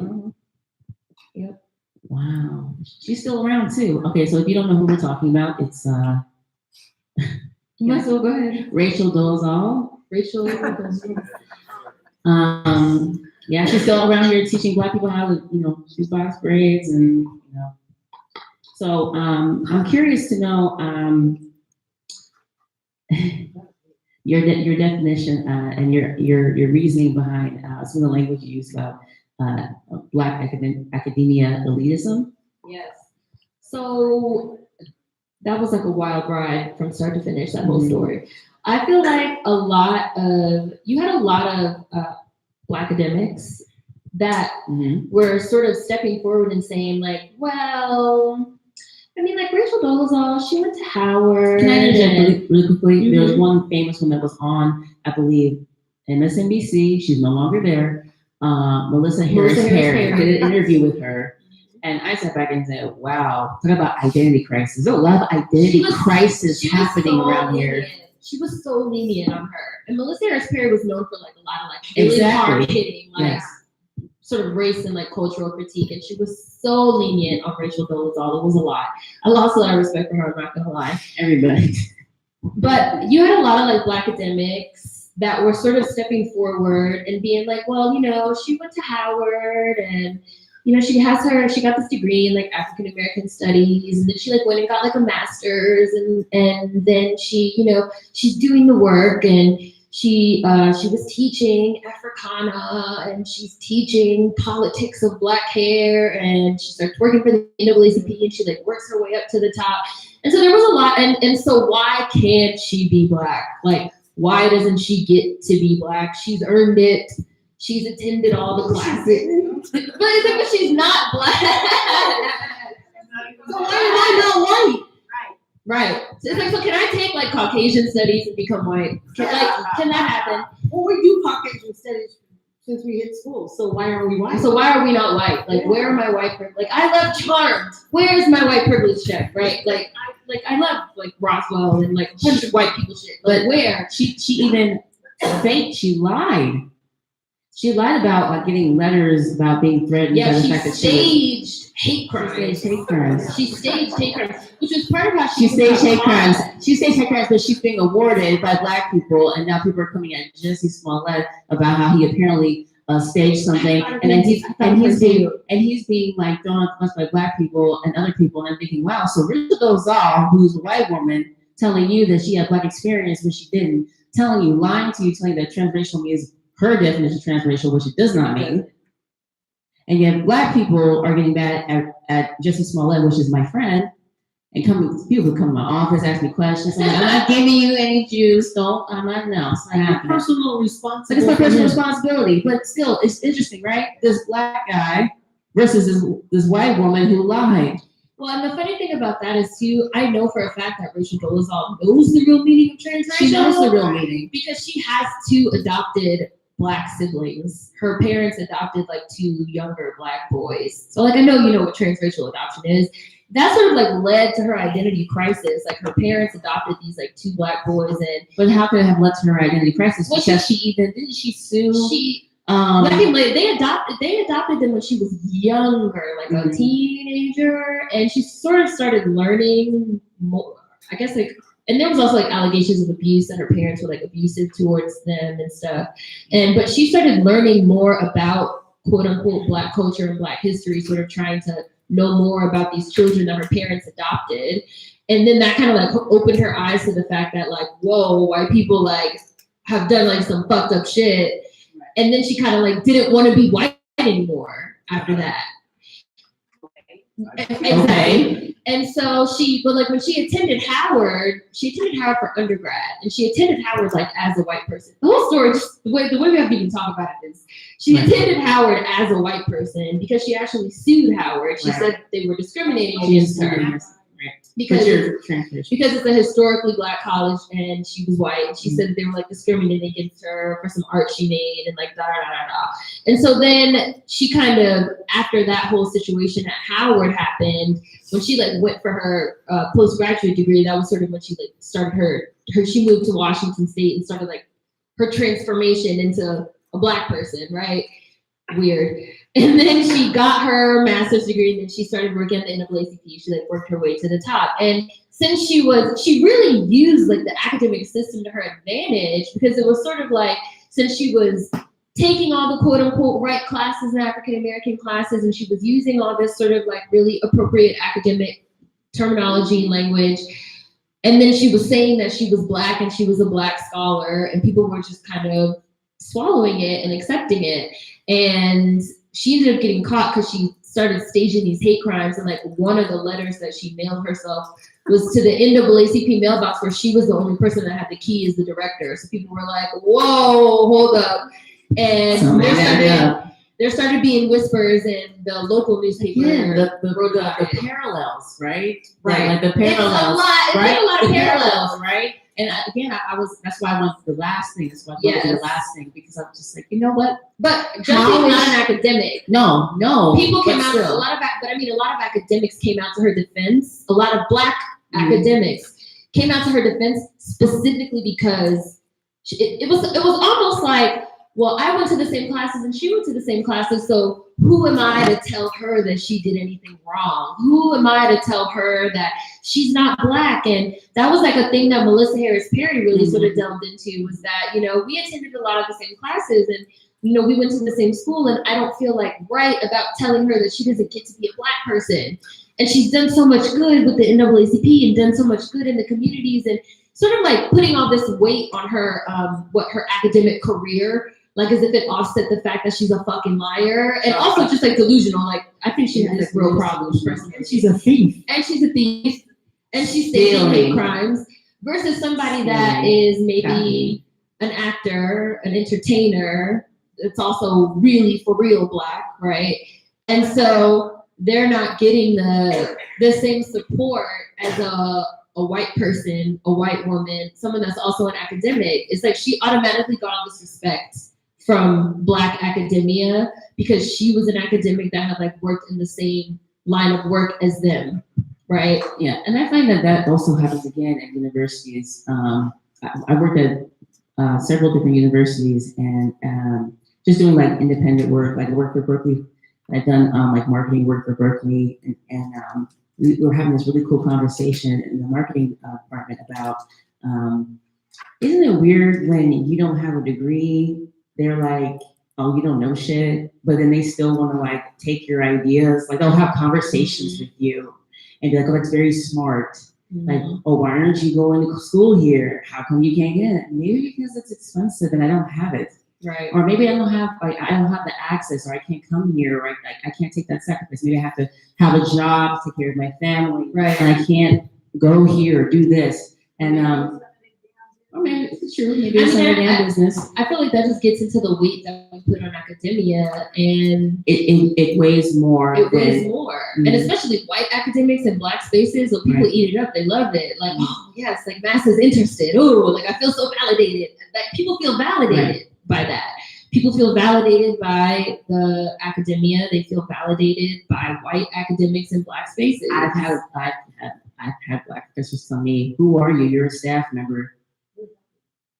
Oh, meaning like because I don't have a PhD or something, that my opinion or my contribution is not valid, or there's like, or it's like, oh, shame on you, or how are you doing this, or there's something valid behind what you're doing, because there's no way, because you're not like me. So you're not standing up to their standards, or what they think is their standard. But that goes back to respectability politics. It is a part of respectability politics. It goes back to the idea of respectability. Thank you. It goes back to the idea of respectability politics. I'm faced with that a lot because, like, I'm a college dropout. I dropped out of Cal State when I got pregnant when I was married, and I just, that wasn't the jug. I ended up getting divorced and I had to work, and here we are. And so, but I read a lot. I read a lot. And I've always read a lot. And I've always been naturally intellectual, like most Black people, right? And some of the most intelligent, most academic, scholarly people I've ever met in my life have never stepped foot in a university, and all they do is read, right? Like the information is there. You don't need a teacher. I mean, obviously, if there's careers you want in academia or there's something that you want to do in academia is the gateway to that, I'm not bashing it. But we put a lot on academics in the Black community, and that goes back to respectability politics. You are not successful unless you appear more white. You become more white when you get these degrees. It now validates you and gives you a space where your opinion matters, not just in the Black space, but like in totality of society. I get asked a lot, where did you graduate from? Because I do a lot of public speaking now. And so, and then I work for myself. So they see a Black woman, I'm 34, I got 2 kids, and my children are extremely well behaved. And one of my daughters have locks, the other one has like a bomb ass afro, and we just like Black as fuck. So when people see us, they're like, where did you and these beautiful, magical Black babies come from? So we can now claim you, because that's why they asked what college I went to. So they can now, in their mind, say, okay, she went here and that's why she's this, right? So when I tell people I'm a college dropout, I'm a single mom. When I got divorced, I was on welfare for like a year. Then I worked at Nestle in the corporate office. Then I kind of like saved my money. I started my business that my brother is over there vending. Shout out to Glitter and Goon. And then I started then we created a grassroots organization. And I was the executive director for 3 years for free, you guys. And then now we got funding because we were able to write a really good grant. So now I'm on payroll and I'm just out here just working it out. That blows their mind. How can you be this intellectual, this well-versed in the cultural landscape of life and not have a degree? And on top of that, you openly say you don't care about having a degree. And on top of that, you don't code switch. I don't code switch. And I'm happy we were allowed to cuss here because I was hella worried. I asked Alex, so can I talk how I usually talk? What's the deal? Right, what's the move? Can I speak how I usually speak? Or do I need to find better words? And Alex is you can talk how you usually talk. And so I don't code switch, and I'm very proud of that. And because you're gonna get far, you're gonna get me, and I don't feel ashamed about that. But a lot of the reason why we feel the need to code switch, and I'm not bashing those who do, because I understand you gotta keep your job and feed your kids, but even that is horrible, that you have to code switch so you can keep your job to feed your kids, right? Or we have to minimize ourselves and our experience so we can feed our children and keep our jobs. And so— Can I interject? Yes, go ahead. I agree with you, and I think, again, education isn't always proper. It's not, no, I'm just saying education itself isn't always proper. People are gonna curse, people are gonna get upset, they're gonna yell, they're gonna, especially when you're trying to break through certain ideas, there's going to be anger involved because you're telling them that, exactly, it's not lining up properly. So telling people, you can lose your job because you curse. People be doing worse stuff and keeping their jobs, but because I cursed and I, offended your sensibilities, I'm about to lose my job. You better write something better up. Go ahead. I was going to say, I also feel like a lot of Black Americans have a lot of trauma around agricultural work, around farm work, around trade work, around domestic work, and really understandably, and this is getting into when we're talking about a lot of the weight that is also put on academia and education, in our communities, specifically of well, you want to go to school so you don't have to clean houses, how my mom had to clean houses. You want to go to school so that you don't have to be a janitor and mop floors, how my father had to mop floors. You want to go to school and get an education and get a degree so that you don't have to be a sharecropper, how my parents were sharecroppers. And it's a different form though now. It is a different form. And I don't agree with that. I'm just saying that's a lot of excitement. Remember we were talking in the car yesterday, and I was playing with my sister, and she's working on her PhD, and she's incredible.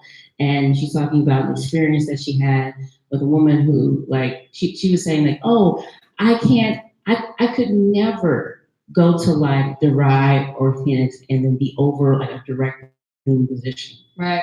I actually have to go to a school that is like recognized, it's like ranked to be in this position. And she was saying that from her perspective that this woman was kind of like laughing or kind of saying, isn't it cute? Like my assistant has a degree from Berkeley, has a master's and now a PhD program, and look at her. Isn't that cute that she works under me? Yeah. White lady. It's Yeah, like- well, no, yeah, it's it's like, having isn't a it, pet. isn't that cute, like a little pet, you Like know, a like, pet. oh, isn't that cute? Like, isn't that cute, you guys? Look here.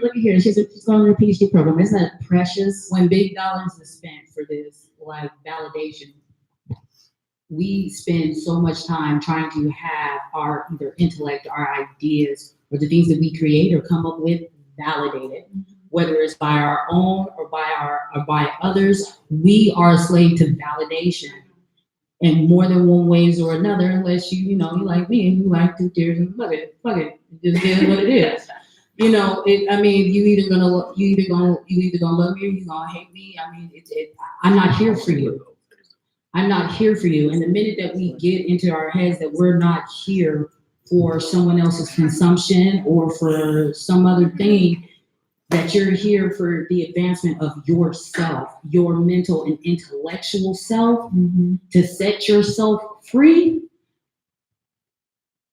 you still gonna be enslaved. You're gonna be enslaved one way or another, whether or not you were born here or you weren't, because you not only bought, but you're perpetuating and subscribing to the same system that, guess what? It don't work, or it works too good, which is why people have a hard time of breaking free from that particular narrative. Okay, so really quickly, we are going to take, in the last few minutes, we're going to take a couple questions for Seren. Thank you to everybody on panel. Thank you, Dr. Jackson. I'm so glad you came. So I thought you were going to ghost us. Nah, I got things to do. Good, great. Dr. Reese Dawkins, I'm so happy you came. I know you have clinical, you can do a whole bunch of stuff running around. I feel like a kid in Disneyland because when you just hit home, it's like, you did, I was like, oh my, you explained why I was so upset about Jennifer Lopez doing the Motown thing. Yes. I said, is it just me or is it what? It's not just you. It wasn't just me. And I thought, oh my God, now you explained it, like, now I can articulate why I was mad. And thank you for telling me, I started my career in nursing on the East Coast. I worked in New York, my family was in Philadelphia. When I came to Kern County, I wanted to go home. Girl, my mother too, she's from New Jersey. And I was like, I don't like it here. So I go down. Thank you so much You're welcome. for coming and bringing your things. Also, she has items over there. I sell Sell things. She also has a I book. sell Check it things. out. Book. Yeah. Over there. We also have things too. There's Kenny in the back and everything like that.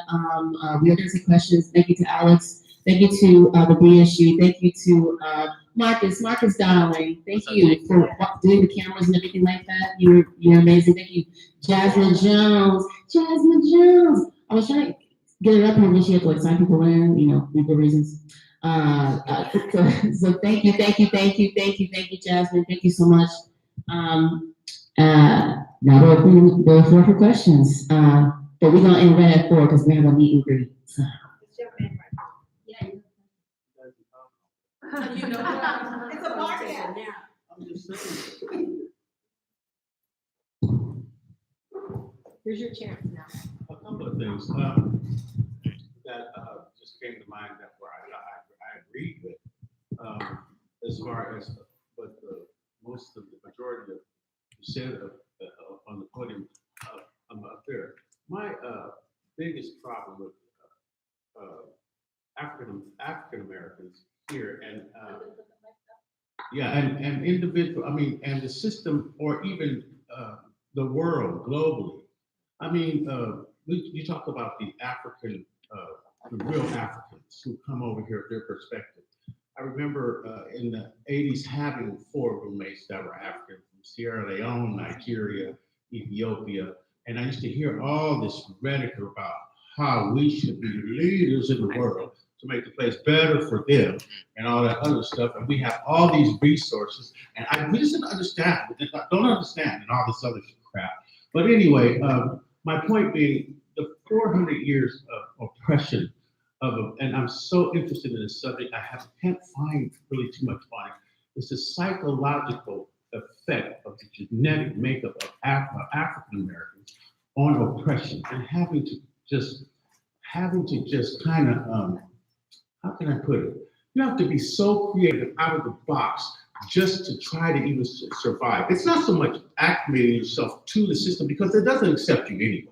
So at the end of the day, when you figure that out, you say, okay, I gotta be creative to get that job. You know, so we have to take on different narratives. Like my name, for instance, my last name does not speak that my mom's from South Carolina, my dad's from North Carolina, but it's Irish. The last name is Irish. So I used to, when I was young, I used to take these, like for apartments, when I would go, apply for an apartment or a job, and then the way you, like my dad, you must enunciate, your lips are thick, and it must be like this. You must practice the way they speak, and then you can do the song, that kind of thing. And so I kind of mastered that. And then I kind of used to experiment with it. Sound like I sound on the phone, apply for the apartment, and watch me just get slapped in the face. And then, I'm the same guy that talked on the phone. Oh, well, you didn't sound like that. So I found out that if you sounded like this, then you could get in the door. So, I mean, it's so much like you have African Americans that believe that they have these things, coming, but they don't really understand. The narrative we have to learn is what we need in order just to get a roof over it. You see what I'm saying? It's basic stuff. I'm just trying to buy toilet paper or something like that. You know what I'm saying? I don't really care about the other stuff. I'm not really into. I think my whole narrative was changed because I've been given 400 years of social construction, their shit. So I'm changed anyway. You know what I'm saying? Everybody's changed. You come here and look at your religion, and you say, well, why do you? Well, you look at African Americans. They do the 4th of July, so you're celebrating their shit. What are you doing? Why are you barbecuing? I don't celebrate 4th of July. I don't either. But I'm saying the majority. I'm just saying the majority of African Americans, they do this, follow the leader. It's almost this stereotypical default that they go to, and they're celebrating their own shit. One more thing I want to say is this: and I think you pointed it out.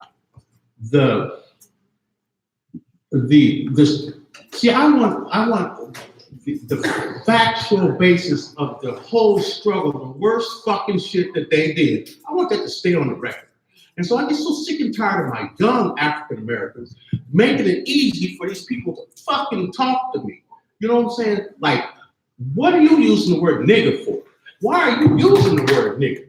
Why are you doing that? Are you trying to just desensitize the word and what it really meant? Shit like that. Yeah. You see what I'm saying? And these people don't know what they're doing because they don't know what the fuck we went through, so they could do that shit. You see what I'm saying? So at the end of the day, they're supposed to be the future leaders of America. And it ain't cool, man. You like that beat? Listen to the lyrics, man, and look what you do to fucking African American women.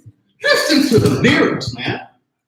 You know what I'm saying? I got a young daughter that's at school. She's in her 20s. If you come at my kid like that, man, I want to do something to you. Because she's a very empowered Black African lady. You see what I'm saying? So I get real passionate about that kind of crap. You know what I'm saying? Because they just kind of blow it off like it's cool. It ain't cool when you teach a generation to use a word I used to beat ass for. You see what I'm saying? I still will beat your ass for it. All right, I have a question. I know there was a guest that was supposed to be here for. No, we had a BSU guest that was here. She left. Okay. So it's not really a question, but it's kind of like just saying what you were saying earlier about like the localization and stuff. Like I grew up in Compton, and when I was growing up in Compton, it was like all Black in the area, and it was all Black Americans. That's it. And then slowly but surely, it was like Mexican Americans. So my experience is not the same as people. I know you're saying like California is like we, we're different because we have like a lot of immigrants and stuff. But I'm like, for me, I didn't meet any immigrants till like the end of middle school. They trickled in. Yeah, and then like even it was like a Nigerian girl, and she didn't want me to tell any. Like when she told me she was Nigerian, she didn't want anybody else to know that she was Nigerian. She wanted to just pretend that she was like a Black American. And even when I was growing up, you know, my mom made a distinction. She never said that she was African. She always said, I'm a Black American. We're not African. And I think it's interesting. Oh, sorry. I trying to pull your eardrums out. But I think it's interesting that, you know, people don't try to say that us as Black Americans, that we don't have a culture. And I'm like, we have food, we have dance, we have music. And I'm like, certain stuff that I do and stuff that food that I eat and stuff. Cause like, even though I'm from Compton, like my family, they came from Mississippi and Louisiana and stuff like that. So it's like, it's still Southern. So I find it interesting that people say we don't have any culture and stuff, but they're constantly taking our stuff. And then they're, yeah, they're still in our stuff. And then they want to be mad that we don't want them to steal our stuff. Right. And I'm like, I was watching your video and you were talking about, I don't know if it was Cornell that was doing it, but they were like, they were saying it about in 2020 about us having our own ethnicity. And I think that's very important because they're trying to put it on the census. I think it should be, because look at all the Asians, like Chinese American, Korean American, Japanese American, we have that option. Why do we all get lumped in as being just Black? Like, yeah, we're Black, but our cultures are vastly different. Stuff that other people do, we don't do. Right. So I think a lot of that also plays into, again, America sort of being like hyper visible and being this like superpower. And so Black American culture becomes American culture, which becomes global culture. Yeah. And so then you're getting into arguments with people. You don't know how many times I've had people say to me like, Fleek is not Black American slang, that's internet slang.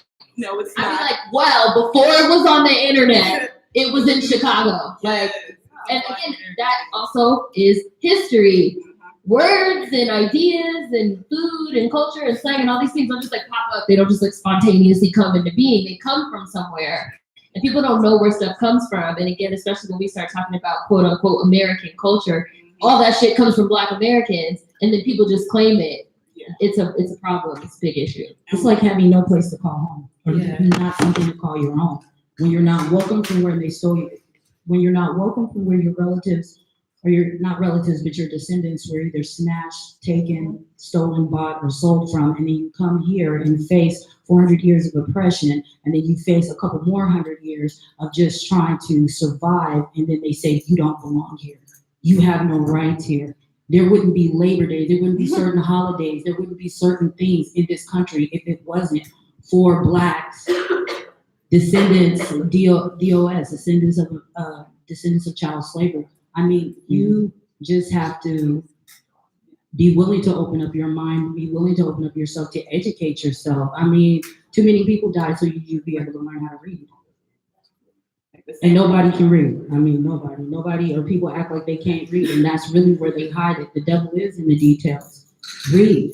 Because when you don't read, you don't know, and then you wonder why certain things are happening to you, or you're lumped in a certain group or a category that either don't fit you or don't represent you.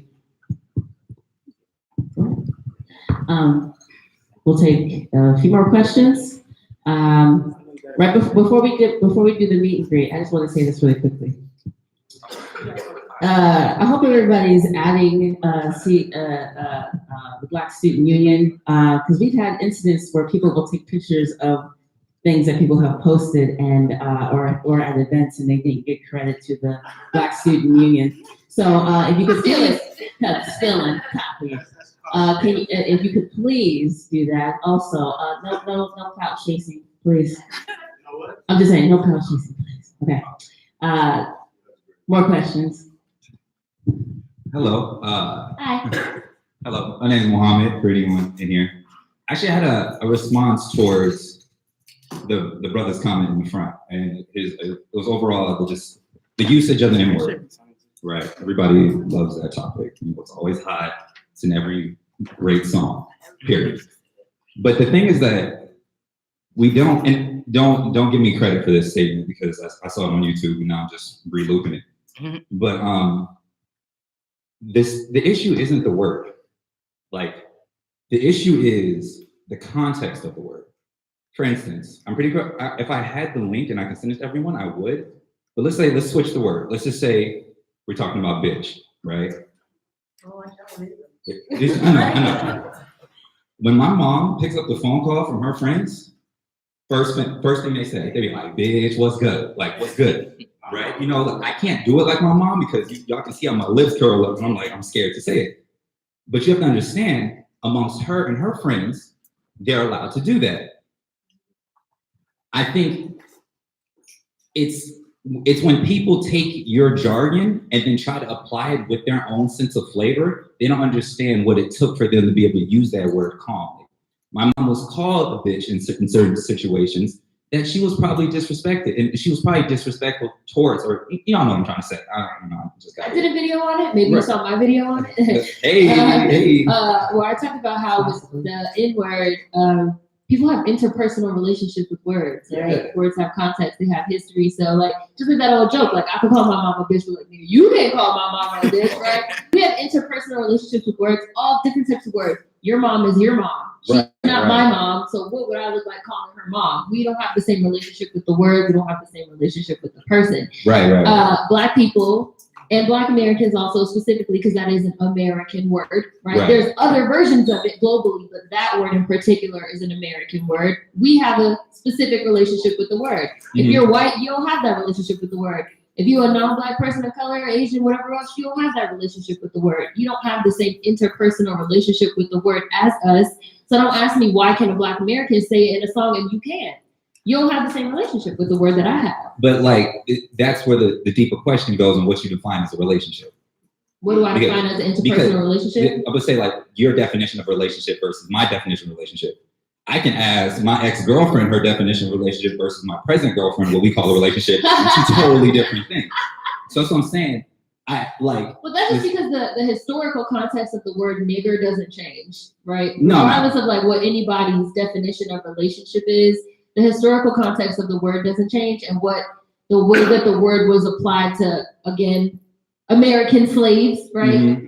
American chattel slaves, the way the word was applied to us also, it doesn't change. I do think that when we're talking about like reclaiming of words and slurs and things like that, but that's something that has to be sort of discussed and figured out amongst ourselves without other people sort of jumping in and interjecting and like, well, I'm white and I think that nobody was talking to you. Like, and there's also to restrain yourself, like to not say it. You make it like people make it seem like, oh, it's so difficult not to, right? So difficult not to say. There's a lot to say to you, not like as though it's always our responsibility to police everybody. Because when I say it, so now I get to see, you said it, so now I get to say it. Well, this is like, it's a bit juvenile. It's very juvenile. And again, there's a lot to say in terms of refrain. Like, you know, I love when people use that narrative reclaiming a word. It was never ours to begin with.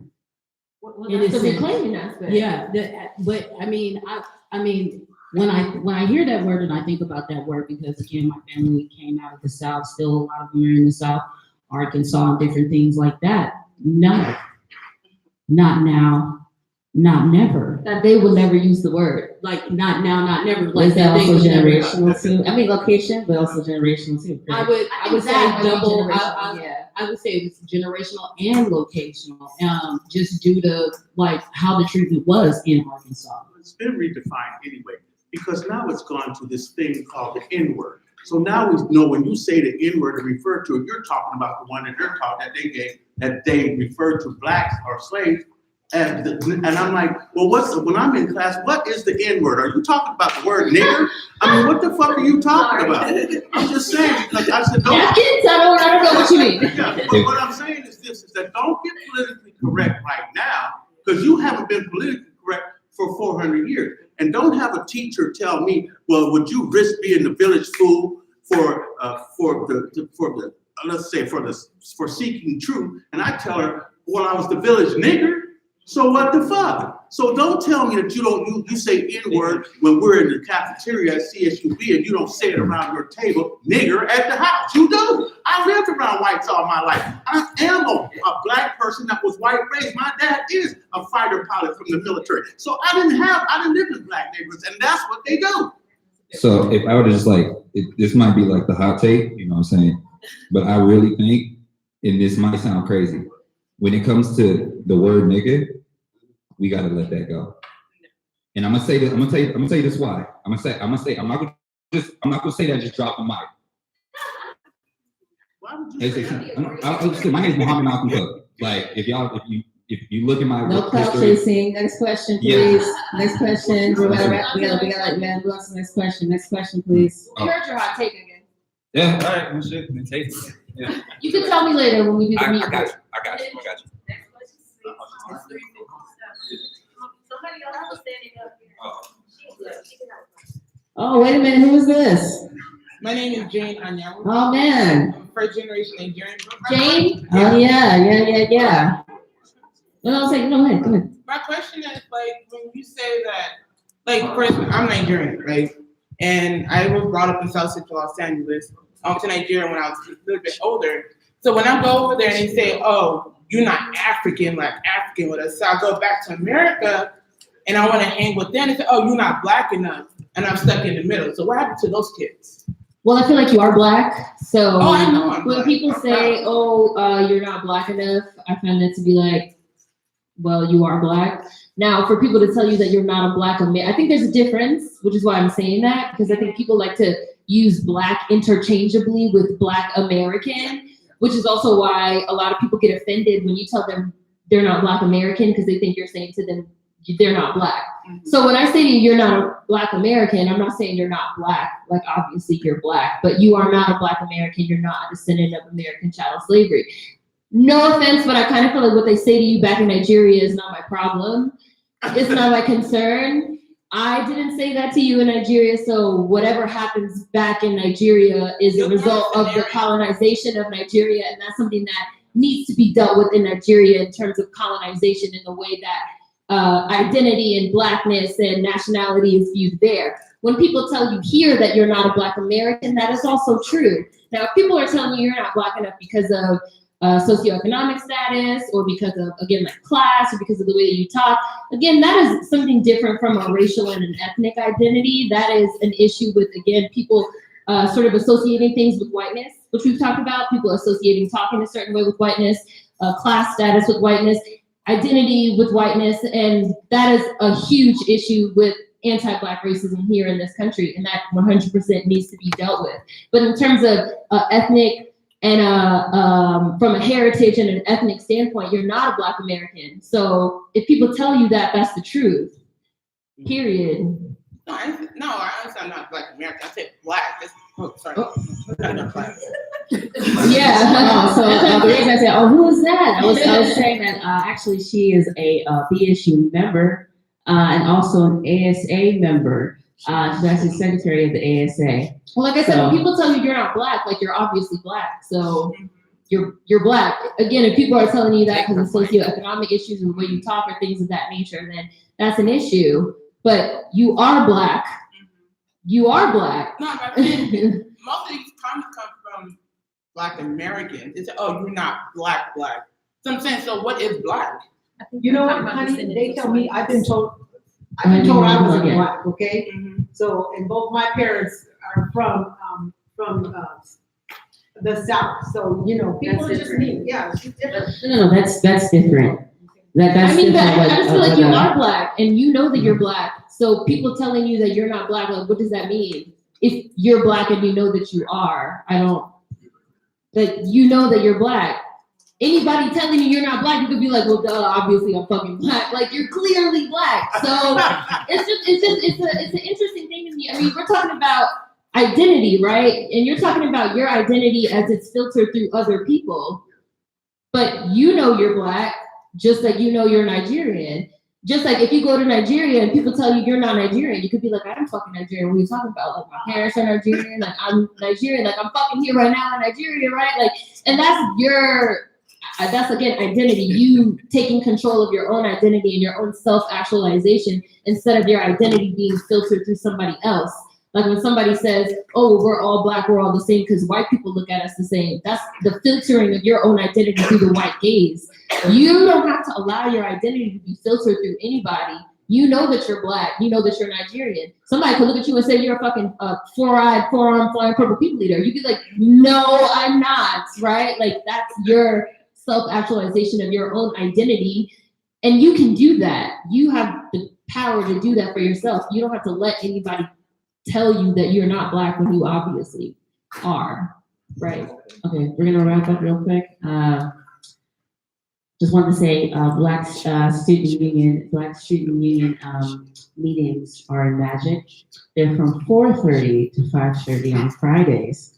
And please remember, members, remember to come. Remember to come. We're about to wrap up. We're gonna have a real quick meet and greet, and then so we're gonna go and like rest. So in other words, you ain't gotta go home, but you can't stay here. As Martin said, you gotta go home. I got a question. Here. Oh, wait a minute, Mark is selling. Chill out. Does the book come in audio form? Does the book come in audio? Not at the moment, but we're working on it. We're working on it. It is available for digital download, and it is also available in Kindle, and it is also available, obviously, in paperback. I'm gonna get the print. I'm just wondering because my eyes are dirty. Yes. Okay, can we take one question, real quick, one question from the viewers that are on the live stream. Can we take a question from the viewers on the live stream? I didn't forget about y'all. Anybody didn't have questions? Hold up. We love you. We love you. They had a whole Shout out to side Bees argument. Babe. A whole side argument. Oh, I bet they did. They be arguing. Oh my gosh. Okay, We lost you maybe every next Sunday, time, maybe every next time. Okay, really quickly, quick meet and greet. Thank you everybody for coming and everybody who was Thank you for had having me, candy, Kelly. had candy in the back. I hope y'all got Thank you so candy much in the for back. accepting the invitation. Thank you for coming. having me. Thank you, Seren, for being amazing. She was getting it together the whole time. I love it. Thank you. Thank you for not being too.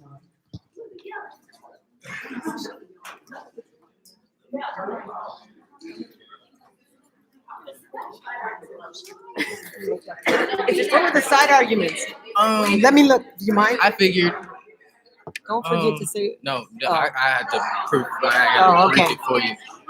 That's all right. They had started talking about LGBTQ African Americans, and then somebody said African Americans was first, and then LGBTQ is secondary. Oh, and then they went into a whole. Oh, no. They totally got off the subject. huh? Totally off subject.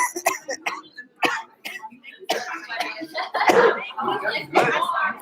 Need some water? You got some water? Okay.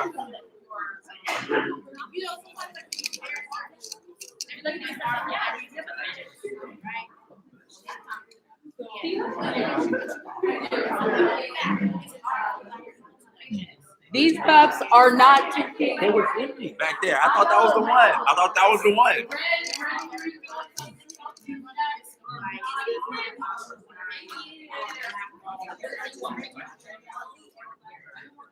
Red and green cups.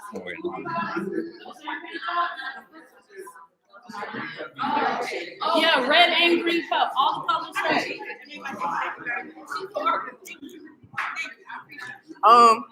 I need a new mentor. The other night. How are you? Yes.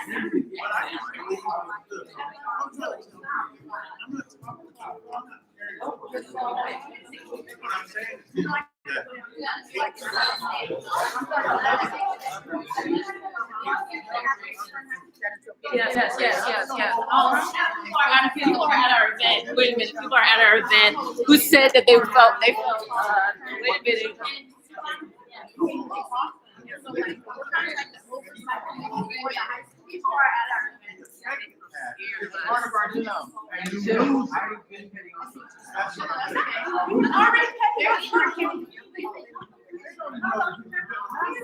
They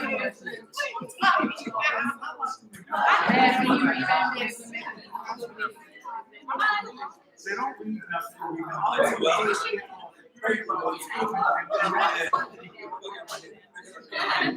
That's right. How are you? Okay, I have that letter.